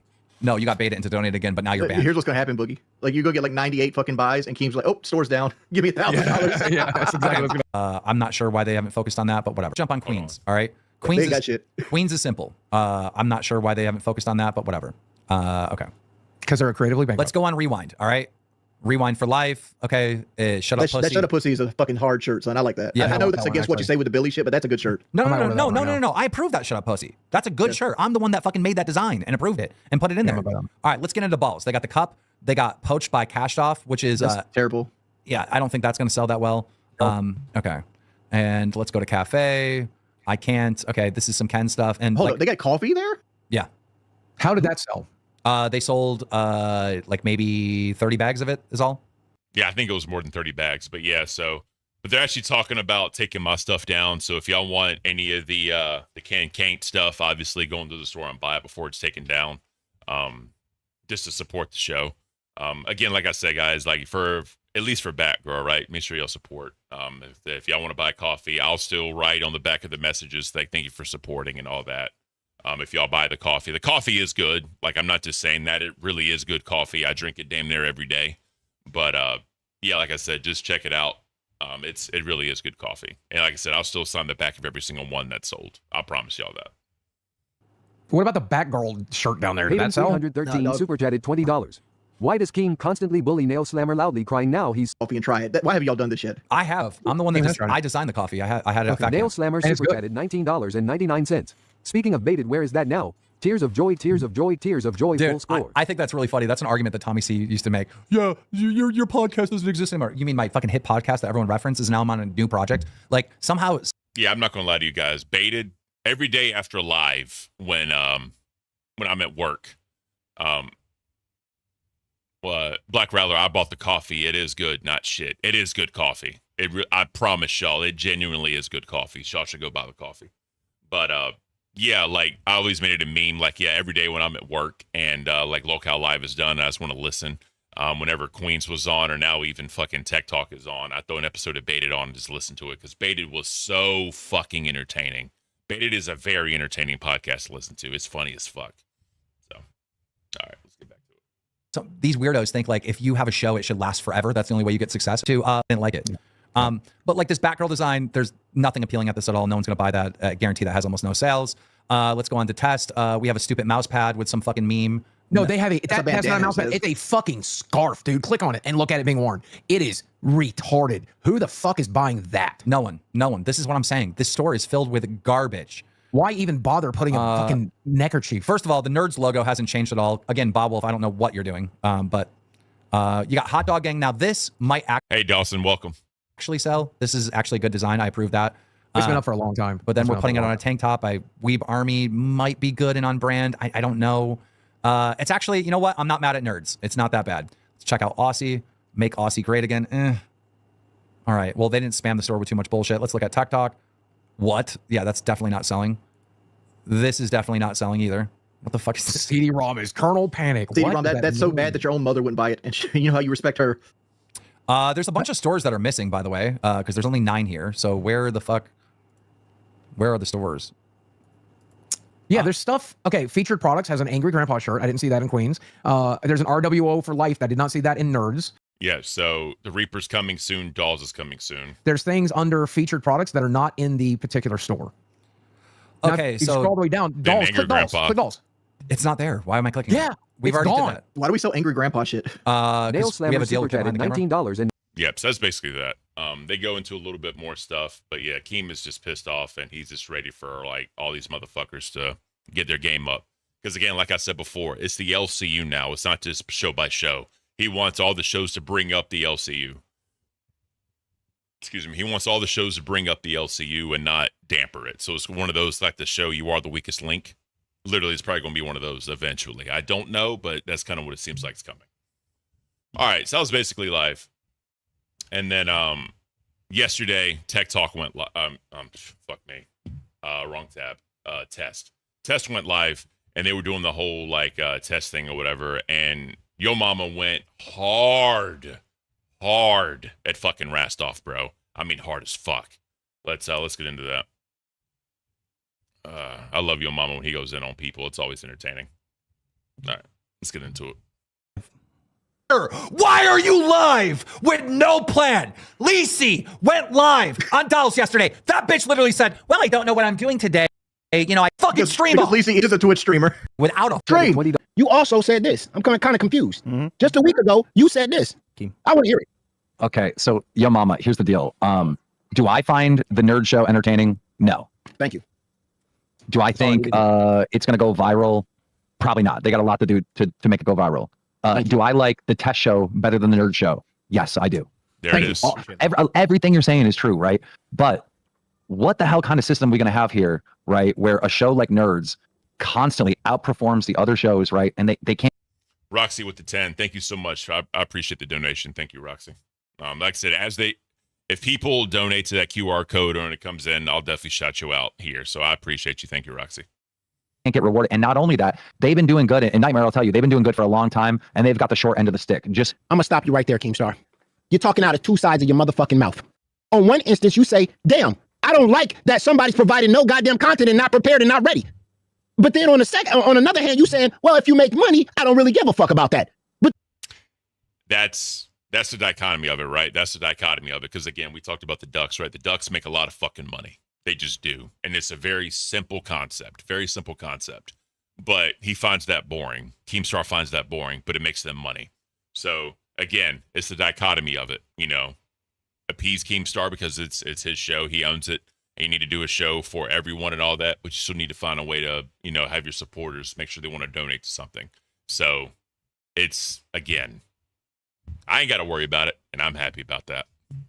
Then I don't understand it. When we take your advice and we turn around and we say, okay, we'll put content second and then the money first, then you complain. But see, you made that for yourself. Because if you sit around and you tell every other goddamn show and you look at every damn show and you say, damn, Nerds sucks motherfucking ass shit. And they ain't creative at all, but they make me money. So I'm gonna give them what they want. And then we turn around and we go, oh, you know what, Keemstar? If they're making you money and all you think about is the money and you don't think about the fucking content, what do you think we were gonna do? What do you think we were gonna do with the damn ducks? What do you think we was gonna do? You the one who set that precedence. You the one that set that precedence, my boy. Props to Dead's call. Yeah. I mean, and I didn't show it. Good job, Ken. Fuck! I'm an asshole. But, yeah. My bad. I fucked up. I fucked up. I fucked up. I fucked up. I fucked up. I'm gonna put it in chat. I fucked up. But, y'all heard it. It's the same thing. It's either good content and make it's good content, don't worry about money, or worry about money. Sometimes the content suffers. And that's kind of what happened with Cafe too, right? Because Keem, during the summer months, Keem was like, hey, listen, don't worry about the money. I just want you guys to focus on your content. Make sure you do good content. And I felt Cafe's content was getting better. Our live concurrent was going up. Our sub count was going up. You know what I mean? And I thought it was good. But again, like I said before, what does every show do? Or what does anyone do when they're looking at all the shows? Go straight to the leaderboard. And then Boogie's fat ass, let me check Playboard. Like, come on, bro. Come on, bro. Lammy, good content is subjective. Facts. Who defines what good content is? Is it the audience or is it the boss? Got to figure that out. Or for the design, the ducks will never die. Lumiducky forever test. That precedence. You the one that's not give a fuck about a goddamn duck. You the one that set that precedence. You the one that said that I don't give a shit about the creativity. I don't give a shit about nobody coming with clips, receipts, none of that. I care about the damn money. Nerds suck. I don't watch Nerds. Nerds is the worst thing I've ever fucking made and created. But guess what? They got 10 people that donate to them. So I'm gonna give them whatever they goddamn want. And so what do you think is gonna happen? Every other show is gonna follow that goddamn blueprint. They're gonna follow the blueprint of, damn, we can be lazy. Damn, we can not create. We can come with no goddamn content. All we gonna think about is how can we make money? We can all go turn into Rastoffs around this goddamn motherfucker. And then you want to sit here and goddamn complain about it? God damn. Absolutely. It's fucking, it's such a fucking double standard. It's like, okay, we want you to make... Alvarado 5,427 super chatted $10. Go off. Keemstar is a tart. Legit, they all convert. Not give a fuck about a goddamn duck. He does give a fuck about the ducks. Say nothing, man. Go ahead, man. Go ahead. All right, so this is when he starts going in on Rastoff. No, you're right. It's fucking bullshit. You know what it is? I'll have a set of bias because we've been calling it fucking as is. And guess what, guys? For anyone who fucking doesn't know, you know, this fucking beautiful test right here, this breathalyzer test is meant to prove that I and fucking your mama was right and that fucking all these other motherfuckers are wrong, got delayed. Yeah. It's been postponed. Dawson, I left the LCU altogether, sick of the hypocrisy. I hate to hear that, Dawson. You were a major supporter. Like, I know you supported Cafe like a motherfucker with the gifted members, the pay pig, and the donations. You were crowned to live. That's sad, bro. Like, again, Dawson, I'm sorry to hear that shit. I really am. Tell me that I'm fucking, you know, that I'm sweeping, you know, tell me this is fucking bullshit. While they legitimately fucking sweep everything. But see, that's not why we're here today. I'm gonna get straight to it because that's not what I'm pissed off. I'm pissed. Rough, bro. I'm goddamn pissed off. I'm pissed off that this came out of motherfucking Rastoff's mouth. Rastoff, you said this, and we're about to drag you the right way. You know what happened, Rastoff? You ain't got dragged correctly, but I'm gonna drag you today. You had it. Real quick, I just want to point this out, guys. $20 super chats for 80s hair. So he wants the audience to donate $600 fucking dollars for Sweet Tea to do an 80s style hair. Does that make sense? Does that make sense? Let me change my hair up, but you got to give me $600. I'm sorry. Like, the grift is so fucking way over the top. Way over the fucking top, bro. And it gets worse. It gets worse. You opened your mouth yesterday you opened up your mouth and you shouldn't have. You said some shit yesterday and I was like thrown back on. I was like, well. On Solo, yes, I still do sign the coffee bags. I signed them before I mailed them out. Yes, I do. I know you didn't just say that. Now I'm gonna play this clip and then we're gonna get the goddamn dragon. This is for you, Rastoff. Go ahead. Holy crusade to clean up the LCU. Now, I also want to point out one thing. All right. And the 80s hair was a Keem request for $600 fucking dollars. Here's the funny part, and I'll make sure I change it back. Here's the funny part, right? People have always said, if you do good content, the support will come, right? Keemstar has been on record saying whenever they do like content shows and they're actually like locked in, so to speak, then they don't get a lot of support. But when they're just hanging out, chilling, not really doing a lot, that's when they make a lot of money. So are you going to be content brained or are you going to be revenue brained? I'm glad I ain't got to worry about that shit no more. This is something that's been bothering me for a while, and that's extension streams, okay? These extension streams are a fucking scam. They're a scam, okay?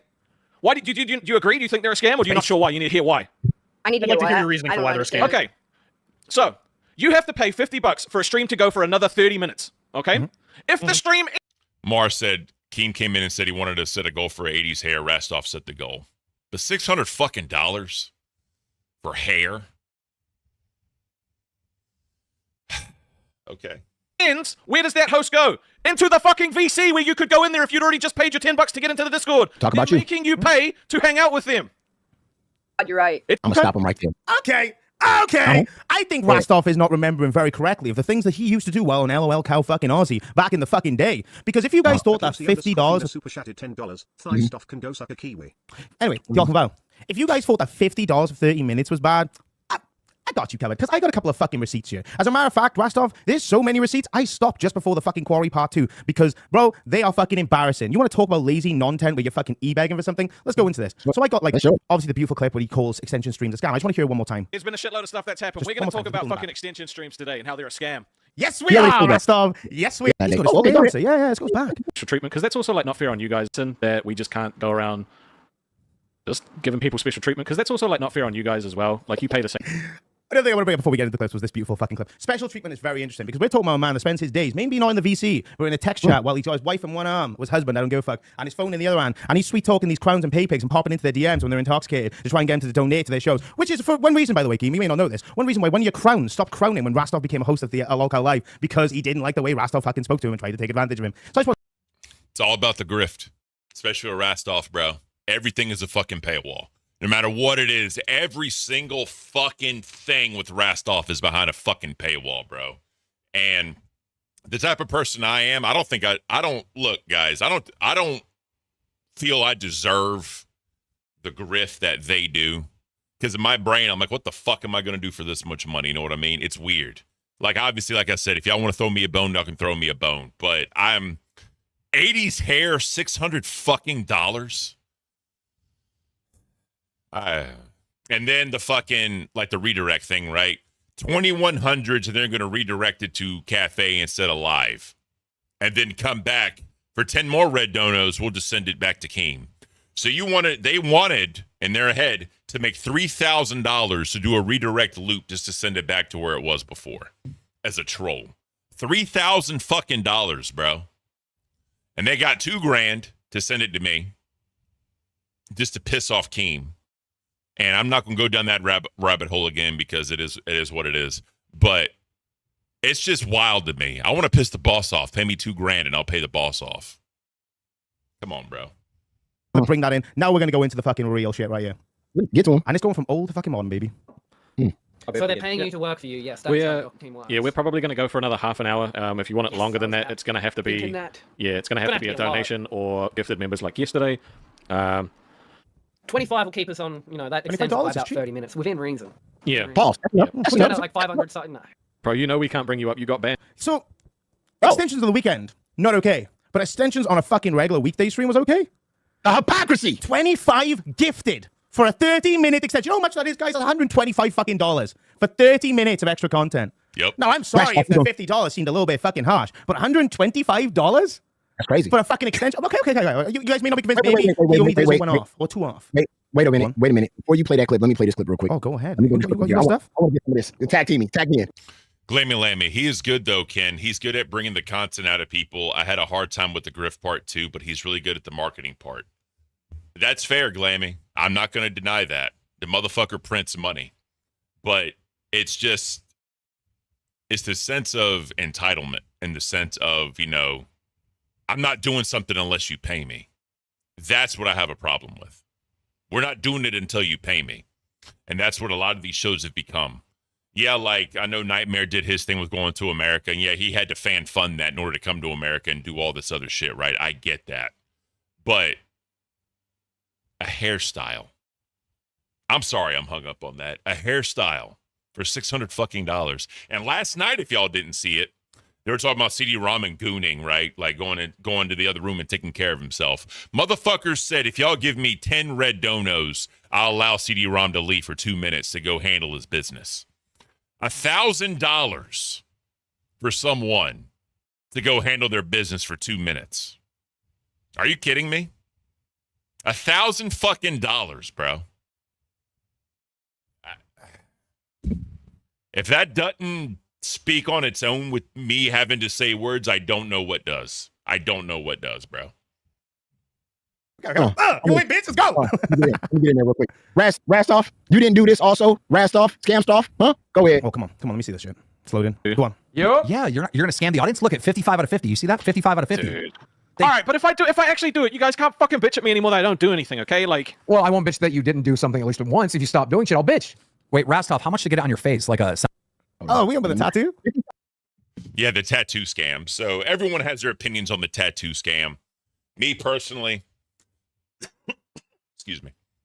Oh, that weed. Me personally, yeah, he was only getting 10% of that.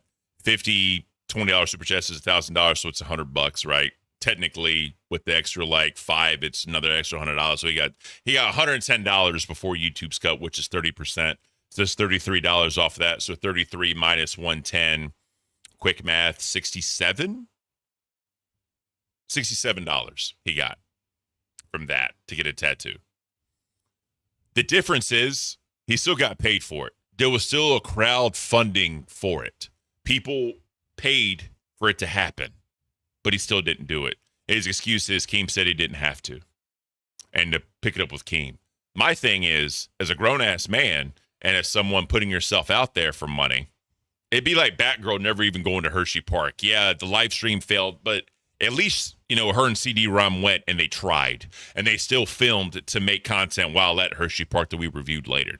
There was an attempt, She even did, at 300 members, she would get the cafe tattoo. And she even said, I don't care if I'm on a whole nother show.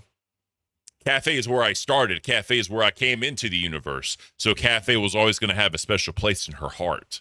So regardless of wherever she was still going to get the cafe tattoo. And at 300 members, she got the cafe tattoo. I mean, y'all can say what you want to say. Y'all can do whatever. But as a grown-ass man and someone with morals and the grift, respecting the grift, you got to do something, bro. Like, just to pawn that off on someone else with the blame deflection. It's not a good look, bro. To me, it's just not a good look at all. But what do I know? Yeah, 55 TTSs in one stream to get a tattoo. And this is what you tried to say. Thank you so much for your participation. Rastoff is getting a tattoo, thanks to you. 55 TTSs, you scumbag. Hold on. Let me drag this dude the right way. You want to talk about scams? You scammed people out of 55 TTSs in one goddamn stream, my boy. Scam should never come out of your mouth, Scamstoff. Okay? Yeah. First and foremost, 55 TTSs. See, the thing about you, Rastoff, you don't know about people. You know what I'm saying? Because you ain't never worked a day in your life. These people work a 9 to 5, fucking every single day. Probably some people work at McDonald's, Wendy's, the UPS, and fucking construction workers and all the other hardworking shit that they do. And when they want to come home after dealing with their fucked up ass boss and their fucked up ass life, and they want to sit back at home and turn on the internet and be entertained, and they give their hard work and fucking money, to something, to be entertained by something, and all your job is to provide that service to them, and you decide that you want to turn around and scam the hardworking fucking people who donated 55 TTSs for you to get a tattoo that you agree on? Zero super chatted $50. Damn. That's facts. Your mama's spitting facts, bro. Like there's no other way to put it. No other way to put it. So he goes in a little bit further. This is actually kind of funny to me. But let's get into it. This man is desperate for the goddamn money. He'd do anything for the 27 more to extend it to a total of 5 hours. He's cool. Man, 5 hours of stream and he wants over 25 gifted for fucking... Interesting. Let's pick another random one, yeah. Bro, do you not understand how YouTube works? Like, literally gifted memberships are worth more than fucking... Yeah, someone donates to extend and he goes, do you not understand how fucking YouTube works? Gifted members are worth more, so, This is not a good look, Rastoff. I know it's in the past. You can say whatever it's in the past, but it's especially coming from what he did. His stream was like D&D and like gaming streams and all that shit. But again, bro, it's just the grift is just too much. Just every single fucking thing behind a paywall, bro. And that's the whole thing with extension streams. Why Keem's tired of extension streams. That's why, gameplay streams are viewed as lazy, because anyone can just, like, I could fucking pull up Call of Duty right now. Say, all right, guys, I'm going to play Call of Duty. If you donate $50 every 30 minutes, I'll keep playing Call of Duty in front of you. That's not real content. That's just not, however you look at it. Donos. All right, stop. All right, stop right there. Hold on. Hold on. Stop right there. Tag me in. Tag me in. Talk your way, motherfucker. Let me. We getting a Royal Rumble in this goddamn motherfucker today. Let me tell you something. And I everything that you just played right there, that's a fact. But you got to understand, this man is desperate for the goddamn money. He'd do anything for the goddamn cash, man. Hold on, take something at the freak off. What did he do at the freak off, bro? I'm gonna show you something. This is goddamn Rastoff right here. He'd do anything for the cash. Anything for the cash. This is wild, bro. Watch this. Listen to this. This would be so much easier. Back if to the played bed. the bed fully. God damn it. Oh, you hear what Keemstar said right there? Keemstar told that motherfucker back to the goddamn bed. He PD'd the shit out of him in that goddamn clip. Rastoff was like, man, you know what? I'm kind of uncomfortable hugging on Boogie like this. Get your ass back to that motherfucking bed. You do anything for the goddamn money. You go to the freak off. You do anything for the cash, won't you? Huh? That's funny as I'm sorry. Get back to the bed. Like, Pirate, what up, bro? Thank you for being here. But back to the bed. That's funny as fuck. I'm sorry. It's fucking grown ass man. No, bro. Yes, sir. Yes, you will. When fucking Keemstar walk in the room and tell your ass get back on the goddamn bed, what you do? You go back on that goddamn bed, don't you? And you hug up on goddamn Boogie. Yeah, because we ain't never seen Boogie so goddamn happy in his own entire life. And I'm gonna come to a conclusion because I know this for a fact.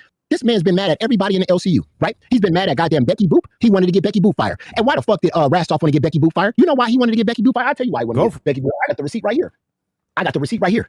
What did Becky Boop used to do in her former life? She used to be a cuddler, right? She used to be somebody that made $30,000 on cuddling. She used to make $30,000 on motherfucking cuddling. And Rastoff was jealous as fuck that there was another cuddler in the goddamn community. So he had to get rid of her. Because you ain't never seen Boogie so goddamn happy in his whole entire life, except the time when fucking Rastoff got behind him with his balls on another man's cheeks and putting his arms around him. This is what a cuddler goddamn do. Motherfucker Rastoff want to make that $30,000. He don't want two cuddlers in the goddamn community. That's why he wanted to get rid of goddamn Becky Boop. So real good, lasting opinion. They can do gaming though. I'd say donate 10 can give the host a specific loadout and have to win a game by a certain amount and able to change it. I mean, there's ways to make gaming interesting and to make it, entertaining and to where there's audience participation. I'll give you that 100%, bro. But it's viewed as lazy because some people do find it entertaining. I'll give you that. But it's just kind of one of those things where it's lazy content because you're just using a game. You're not thinking of something. You're not, reacting, showing the clip, doing your commentary over it. You're just gaming. All right, guys, tell me what gun to use next. I get what you're saying, Plex, 100%, but there are ways to make it entertaining. But in the eyes of Keemstar, it's just not entertaining because anybody can do it, So, Dawson, Rastoff would eat shit if Keem said to. Probably. Because he wanted to be the only cuddler in this motherfucker. So anytime there's a live stream that's going on, or anybody's in a bed and they can't go to sleep, Rastoff want to come in your goddamn room and put his arms around you and his balls on your butt cheeks. Okay, that's what he wants to do. He don't want Becky Boop around. He don't want Becky Boop to take his goddamn shine. He wants to be the only one cuddling in this motherfucker. That's why if any of you guys go to Fat Cam and you guys have a hard time sleeping, here's Rastoff coming right behind you, getting ready to put his arms around you, and you have the joy of your motherfucking sniping this bitch. Bitch, if you want to fucking hire Rastoff's cuddling services, all you need to do is send him 25 gift and you'll get half an hour of cuddle fucking. Okay, he's a very aggressive cuddler. If you're a crown or a pay pig, he will cuddle you hard and he will never let go. And you'll Yeah, so that's the whole thing with Poached Off being in the Crown and the Pay Pigs chats, and people were leaving other shows to, become Crown and Pay Pig wherever he was. I think Aussie had like 6 or 7 at one fucking point. Like, it was wild, bro, the amount of shit that was happening. But, say what you want, but Rastoff can print fucking money. slide into your DMs for free because that's a part of his purchasing, right? You purchase him 25 gifteds to any show, by the way. It doesn't have to be this show, it can be any other show. 25 gifted, and he will slide into them DMs and he will offer you his cuddling services for that half an hour, guys, because you've earned it. And no, Rastoff, I'm not done. Get your ass back in that goddamn bed. Who would have thought the baby puncher would be the bad guy? Nightmare said more this stream than he did. I'll literally be like, well, where's all this AI slop so I can post this fucking merchandise out? Just saying, okay? Yeah. I may have taken an L yesterday, but you took an L today, motherfucker. But the jealousy is out of goddamn control. The fact that the fact that he wanted to get rid of Becky Boop because she was a cuddler. The fact that he wanted to get rid of Ken because Ken was moving in on goddamn Rewind, doing Remind better than that. And he wanted to move in on Ken, so he got him in Keemstar's ear. And he said, and then Keemstar said, "Fuck no, I don't want to get rid of fucking Ken." And then what did Rastoff say to Ken? Keemstar, after Keemstar said no, he didn't want to get rid of Kim. Wanted to get rid of Ken. You know what Rastoff told Keemstar? Remember the freak off? Let me tell y'all something. I'm telling you. He said, "You remember what happened at the freak off? You remember what I did? I need you to get rid of Ken, and I need you to put Tommy C, Tommy D, Tommy R, whatever the fuck that dude name is, in that spot. Because let me tell you something. Ain't no difference between Ken and fucking Tommy C. Matter of fact, Ken made more money and got more views. Don't make no goddamn sense. But at the end of the day, that's what fucking Rastoff likes to do. He's a fucking snake at the end of the goddamn day. This is the same guy that got fucking CD-ROM fired, then turned around and started working with him. If I'm CD-ROM, if I got any fucking soul, or if I love myself in any type of way, I would never work with a guy that got me fired. The same guy where I moved my old job schedule to work on live, and then I got this motherfucker and he got me fired. The same guy that tried to get Sweet Tea fired. You don't remember in the beginning, Rastoff was the one that was railing on live to get Sweet Tea fired. Then he had his homegirl Xylee do a 2-hour deep dive on her to get rid of her, and now all of a sudden he's besties with her and she's popping off. I was the only one that said, yo, Sweet Tea actually deserves to be on Local Universe. She got some talent in her. Did that clown see any of that talent? Fuck no. He tried to get rid of her. That dude is an epic fucking clown and a beggar. That's all he's. Yep. I mean, you can definitely make that point. Stop calling me. Yeah, you could definitely make that point. But again, Rastoff, he does his begging thing. He does his whatever thing. It just is what it is. So Rastoff comes up and they talk about it. Stream, once he jumped in the car, should have ended that shit. Yeah, I take that L on me. For the fuck. Yes, in between Rewind and Balls, we did have a conversation about how he was trolling us. Okay, we did. He said he wasn't actually drunk. I believe him, and you're not going to convince me he was. Should I have not fucking done the stream? Once he jumped in the car, should have ended that shit. Yeah, I take that L on me. I should have. Because by the way, the border right there over him, that's on purpose. You can put a border. Literally, you can put a border wherever you want. That's promotion. I mean, you could say it is what it is, but I thought that was funny. He had that over himself. It looks fucking terrible. Right? I lost my best friend to fucking drunk driving. He was a fucking passenger, and his mate was wasted. I'm gonna stop you right there. You lost your motherfucking best friend. Oh, they're reacting. My bad. I'm an idiot. Here he comes. It to breakfast after that. Yeah, but again, come to WrestleMania. We gonna Hulk slam your ass. No, let me clear this shit up. That was two separate fucking titles. The first one was drunk, and then when I was like, oh shit, he's driving, I shouldn't fucking say he's drunk because he's not. I changed it to breakfast after that. Yeah, but again, that's not what he's making a point, though. Two titles into one. He's making a point that you brought up this fucking tragedy, but you also named the jokey title. Bro, no. He said I titled the stream Billy Drunk. He goes to get breakfast. No, those were two separate titles. Okay. So what was the title? Your title says Billy's drunk. And then he gets in the fucking car. The first title was Billy's drunk, don't let him sleep, right? And then when he jumped in the car, I was like, fuck, he's not actually drunk. I don't want people to think that he is. I changed it to he goes to get breakfast. Bro, I swear to God, that's not the title, bro. I literally still got the screenshots of it. You can go see the screenshots, bro. You can go find the screenshots. You had a friend that died from drunk driving, and you sat there and you let that man get in the car after he because I knew he wasn't drunk. I had 100% confidence. You had 100% confidence. You with him? I had 100%. He didn't 100% know. Again, this is all just saving face at this point because there's no way 100% knowing, bro. You're in fucking New Zealand. All right, you can think he is, or you can think he's not, any kind of way you want to, but you don't know for 100% certain if he was. So him saying that is false. That's false as fuck, bro. I can't. What if he went on test? No. He took 8 shots, my dude. So he took 8 shots. So you know if a man take 8 shots and get in a car and start driving, you know for a fact that he's good? I know for a fact that he's good, yes. Okay, so if we do a test and we approve right, what are you going to say then? Are you going to continue? Because like the fucking okay, so are you going to get a 6'2" man at 600 fucking pounds to do the test for you? Well, he would be a deficit because of his medication, his weight, absolutely, and we would still cook him with the results. Well, you can't do the test because you're fucking like half his weight. Okay. Who's saying we don't have people that are close to his weight that are doing it? Then get one, sure. If you prove that it's right, then fucking prove that it's right. But until you do, I don't care. My cat got killed by a drunk driver. Justice for my cat. Talking about what I want to say. I'm sick. Let me just spin a little bit. I'm sick of like fucking everyone saying, "Oh, dude, I'm fucking." It looks bad. No, it is bad. It is bad. I'm fucking. We don't need to go over this because they did the test and it was basically proven like wrong or whatever, or proved that Billy would have been under the limit. So I mean, it is what it is. The rewind's been finished, right? And I was like, bro, yeah, because they're rehashing this old shit. We didn't need to go into this. Because they basically this whole entire time, they just rehashed this old shit. They ended up doing the test, and, it is what it is. So, last but not least, we're going to go into Tech Talk last night. Because there was some issues I had with Tech Talk last night. It just, it is what it is. I have drawn, I drew somebody. And I drew our pay pigs. Oh, you did a pay pigs in the crowns? The funny part about this, bro, Batgirl's doing this. She was commissioning art for pay pigs and crowns, whatever they wanted, and she would give it to them. That was part of the deal. Batgirl did this shit first. And then they had this whole fucking thing where since Sweet Tea started doing it, they wanted Batgirl to stop because that was Sweet Tea's thing now. It was the one W that Sweet Tea was going to get was doing this drawing because people like the drawings and shit. That's fucked up in my opinion. Why the fuck are you going to take something away from Batgirl that she was doing that's known for doing it? She's been posting fan art since she's been in the community. But you're going to take that shit away from her so Sweet Tea can have a W. That's fucked up in my opinion, bro. That's all I'm saying. That is all I'm fucking saying. Would you like to see him? Yeah, show what you've done for the pay pigs and the crowns. No one cares. Had a little bit of a problem. Yeah, he wouldn't talk during the meeting. I was worried all day about him. Come on, man. These people came here to see what they you did had to too, say. exactly, Chandra. They're not here to see me anymore. Don't BS me. What do you mean? That's not true. What? Elaborate, dude. Elaborate. It's a podcast. You have to speak. BT's the star of the show. Don't BS me like this. I can read the comments. I can read the chats. I can read the Reddits. I know what's going on. I'm not stupid. I'm not blind either. Don't treat me like I'm either. Dude, no, you and Sweet Tea are the stars of the show. Yeah, what about all those fucking V cards and shit? People are genuinely concerned about. Yeah, whatever. No one cares, bro. Rastoff, you're there to fucking make money, and then they're there to entertain. Everyone fucking knows, bro. You and I are very clearly learning the wrong life lessons here. Okay? Let me tell you something. Because when Lisi had her episode with me, and she got all mad because the first thing I did was go on to Chubby and say, hey, me and Lisi are done. I screwed up. It's all my fault. And she got mad about that. Who the heck do you think I learned that from? I learned that from her. I learned that from Keem. I'm starting to think I'm learning all the wrong life lessons just from existing here.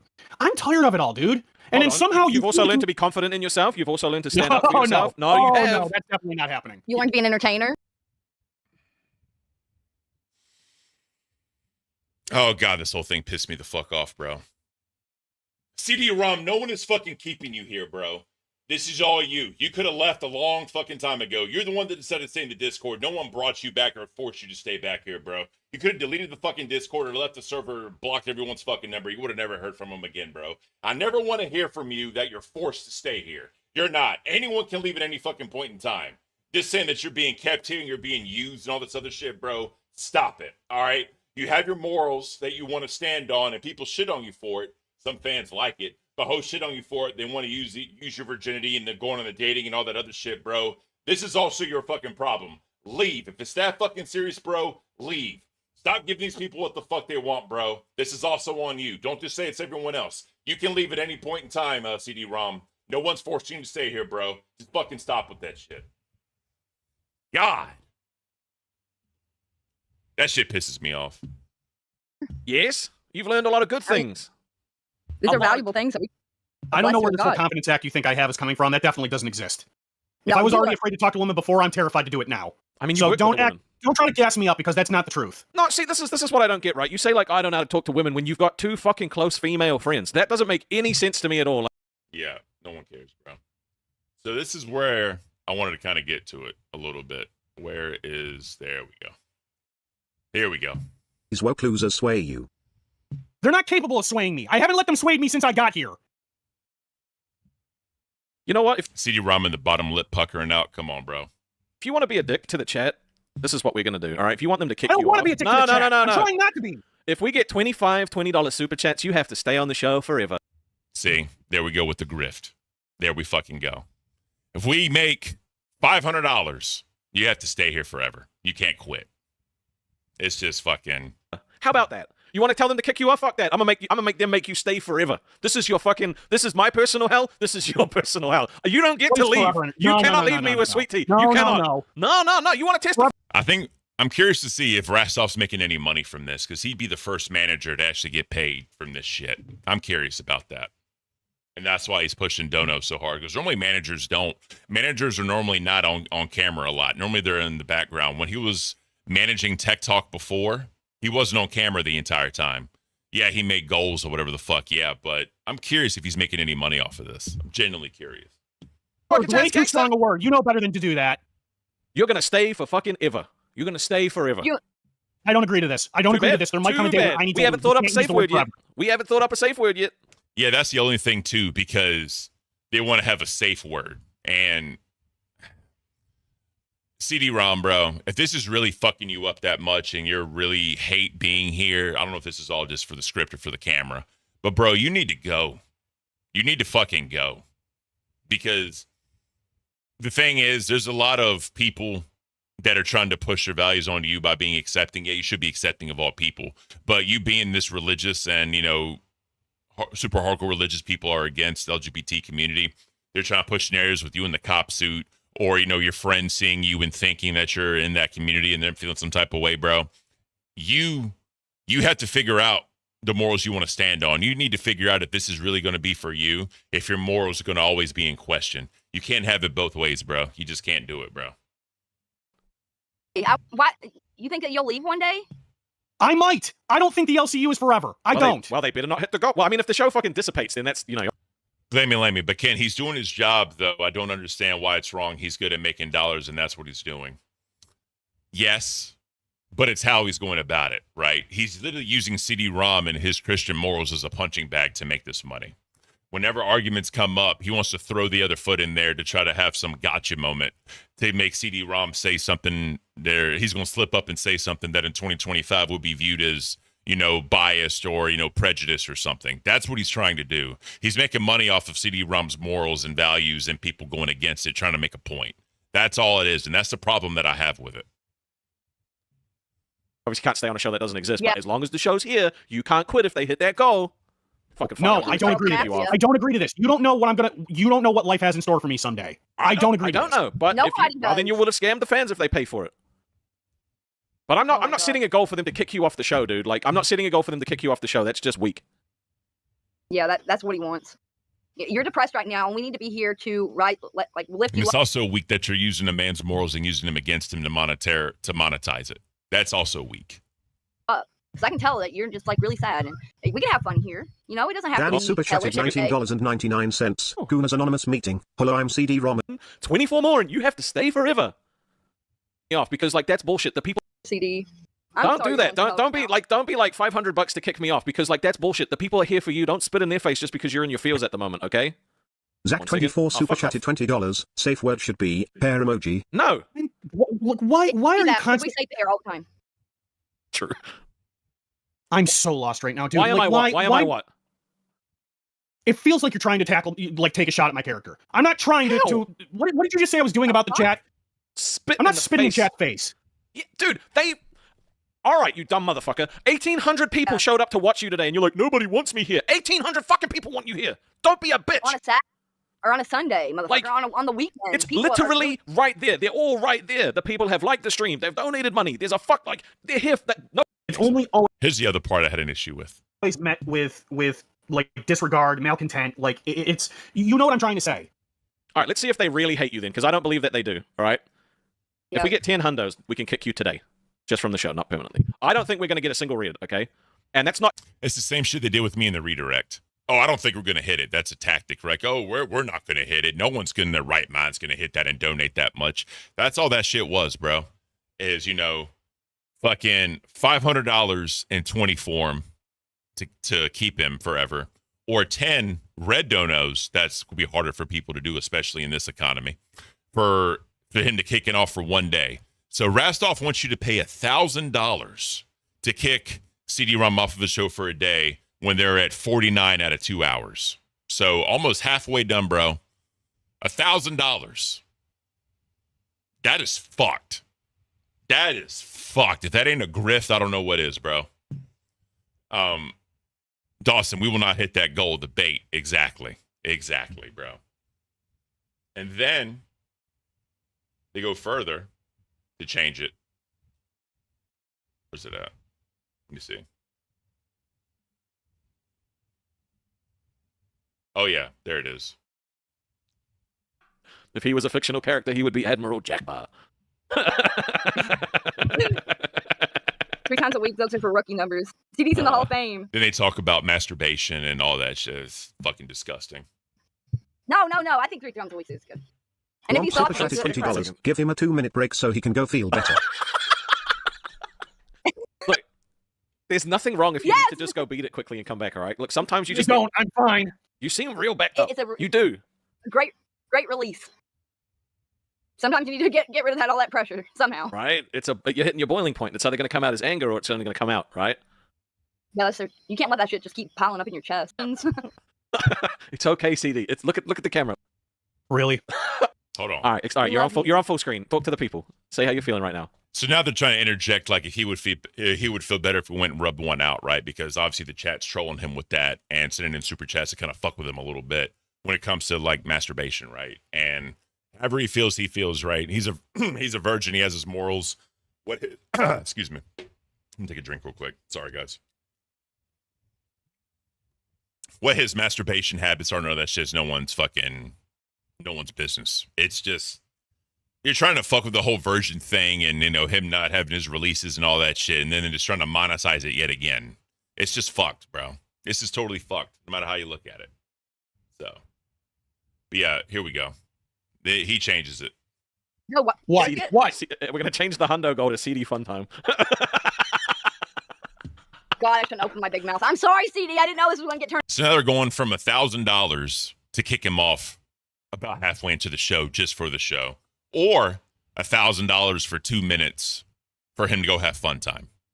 Now, granted, it's just a troll, and did he think no one would fucking donate for that? Probably. But just like with the redirect, they didn't think anyone was going to do that. $2,100 bills to fuck with the boss. So it's all one of those where you throw the seed out there, right? Let's throw the seed and just talk it up. Let's throw the seed and, try to grow it just to troll, just to see what happens. And then they hit it and they don't know how to react. Then they fumble and try to outdo it with, like with the redirect, 10 more $100 donations to send it back to Keem. So we already made our $2,000, guys. Let's do 10 more. Let's make $3,000 to send it right back to where it was originally supposed to go. Let's do $3,000 to go in one full circle. It's the grift, bro. I have a hard time with this. And the fact that they're using CD-ROM's morals, his Christianity and all of that to poke fun at him and prod him and all that shit is fucked up. It really is fucked up. There's one more section out of this I wanted to look at before we end it today. Let me find it.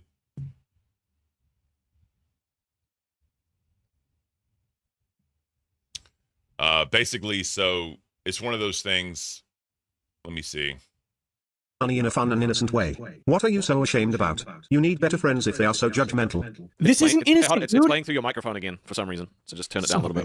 But yeah, I kind of like that so I can hear it when it comes on. This isn't innocence. This isn't making money in a fun and innocent way. There's nothing innocent about this entire universe. You all know that.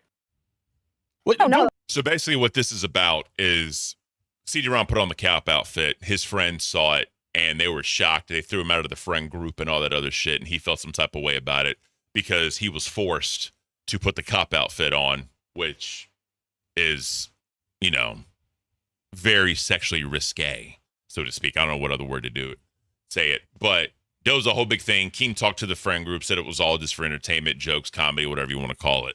And then that's kind of what they're talking about here. So let's get into it. I don't understand. Don't act like none of you see this. Don't act like I'm the only one that thinks this. So you think the LCU is like demonic?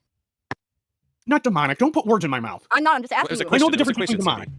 It was. You know exactly what I mean. Demonic? No, that's way too much. Okay. So if I was to set a goal for you to go to church in the cop outfit, that would be too far, right? You see what I'm saying? Like, why even ask that question?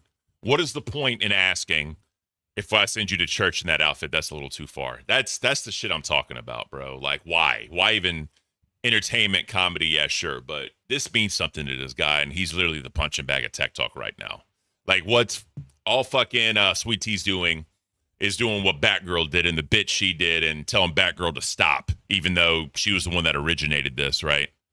Telling Batgirl to stop and all this, but, we're going to punch his CD-ROM for his morals and his Christianity. It's fucked up.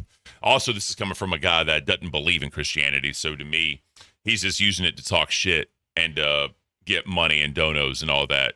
And when he doesn't even agree in any kind of belief or he doesn't understand why CD-ROM has the belief he does. That's the fucked up part. Hey, that wouldn't be just too far. That would be 9 miles past too far. Hey, it's too far became a paypig. Thank you, bro. Appreciate you. Thank you very much. No. So no to the church cop outfit, right?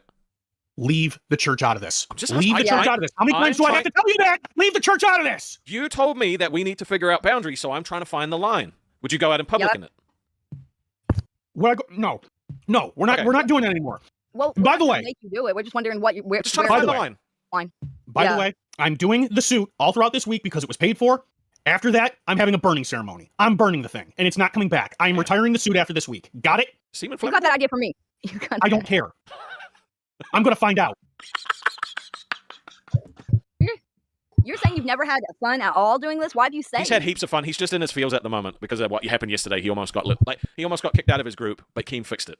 Pirate, Ken, these seems to be amazing. Thank you for everything you do, brother. I appreciate you. Thank you so much for buying me a cup of coffee, Pirate. Thank you so much. So they thought he was doing into some weird shit, and he was like, "No, it's just jokes." Yeah, I could understand. I don't know what I would do with my friend. We have to figure this out, Rastoff. There has to be a point where when I say no, it means no. Well, okay, there has to be that line. They have to send through ideas for fucking Danny safe super words. chatted $19 and So here's the issue, right? Here's the issue. People don't realize, CD-ROM, he said this a little bit later. I don't want to get crazy deep into this. I'm actually probably going to end it here in a few minutes because my wife needs me for something. Plus, I've been gone for almost 3 hours. Here's the thing people need to realize, right? As far as the church and all that goes. If he's viewed as a leader in his church, that's what he says. If he's viewed as a leader, it's up to him because he was trusted in order to uphold the church's values that they teach. It's up to him to display, morals, values, and the teachings that they do according to the group, right? If he's some type of group leader, people come to him for advice, for questions. If they have any not doubt is the wrong word. If they have any, questions is the best word I can come up with for the teachings and all that they teach. And he's supposed to be there to be a spiritual guide for them, right? Who knows if he wants to be a priest, deacon, whatever the titles are in their church. I don't know what they are, whatever. Then he's supposed to be there to show people the way, show them the way. I had to say that, sorry. But if that group is seeing him do something that goes against their values, then you're putting him in a fucked up situation. Rastoff, you don't give a fuck because you're making money off of it. You don't care. The fuck do you care about?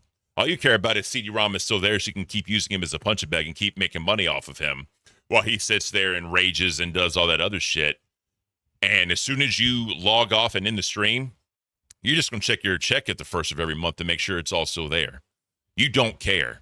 The fact that they're going in on CD-ROM and putting him in these predicament situations, he is using, comedy or whatever to troll him with this to make money, or the dono goals to make money. That speaks to Rastoff's character. I mean, whatever he's doing. But if the man says no and it's going up against his values, you should appreciate that. Not try to troll and fucking basically just say, hey, I don't give a damn. You're going to do this shit for the money because I'm putting this goal up because you're the manager of the show. It's fucked up, bro. And the fact that you keep on doing it and you're willing to put a man against his morals in the sake of comedy for the sake of money, that speaks to your character, bro. That's all I'm saying. Feel how you want to feel. Love CD-ROM, love Rastoff, however you want to. But if you take a step back and just look at what's really happening, it's fucked up. That's just how I feel about it. So, but that's going to end it there, guys. Thank you so much. I don't want to go too crazy far deep into it. I may start streaming it earlier so I could go a little bit later on. But I appreciate y'all being here anyway, all 96 of y'all. Make sure you check out the VOD of the after show stream because, like I said, it's great content. We go down memory lane, show all this other stuff on how the after show started, great moments in history and all that where, I wasn't even a host just yet. And all is appreciated. We're still on the hunt for the watch time so I can get monetized. If y'all want to throw me a bone, y'all can do that QR code even after the stream if y'all want to. If y'all want to say thanks, I'd appreciate it. But if not, obviously it's not required. I'm not pushing it. But I'll see you guys tomorrow. Be looking out for the time. I'll put it out on X or put it on the community post what time I'm going. And it's going to be great content. Trust me. But until next time, guys, y'all enjoy the rest of your day. I hope it is awesome. I hope it is prosperous. And we're going to do that intro song one more time. I really like that. I think a lot of other people do as well. So we're going to end it with that. Till next time, everybody. Y'all have a good one. Peace. Like flesh or shadows crawl, Caint rules and will never fall. Heavy crown, heavy chains. I did get Pirates. He sent me something and I shouted him out. Thank you, Pirate. I appreciate you, bro. Thank you.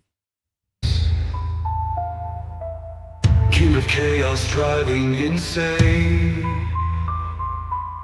Rise up, feel the grind. Twist the clock, lose your mind. Caint is the ruler of the faint.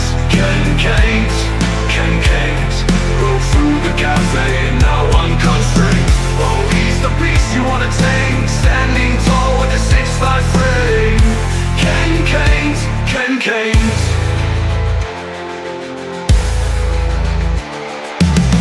Masked in smoke, crowned in flames. He whispers riddles, plays his games. Threads of gold burn in his grip. Truth gets twisted, it starts to slip. Run now, hear the call. Caint's kingdoms will never fall. Rise up, feel the grind. Twist the clock, lose your mind. Caint, he's the ruler of the Fanes. Caint, rode through the cafe and now unconstrained. Oh, he's the beast you wanna tame, standing tall with a 6'5" frame. Caint. Caint.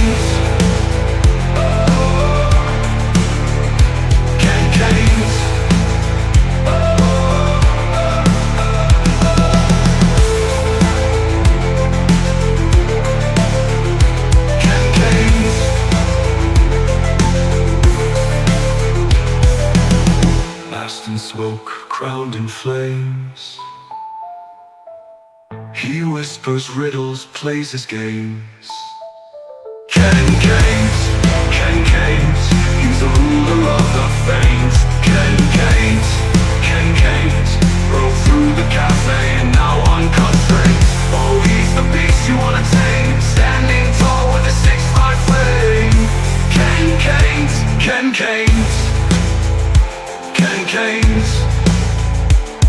Caint. Thank you all. We'll see y'all tomorrow. Take care, everybody.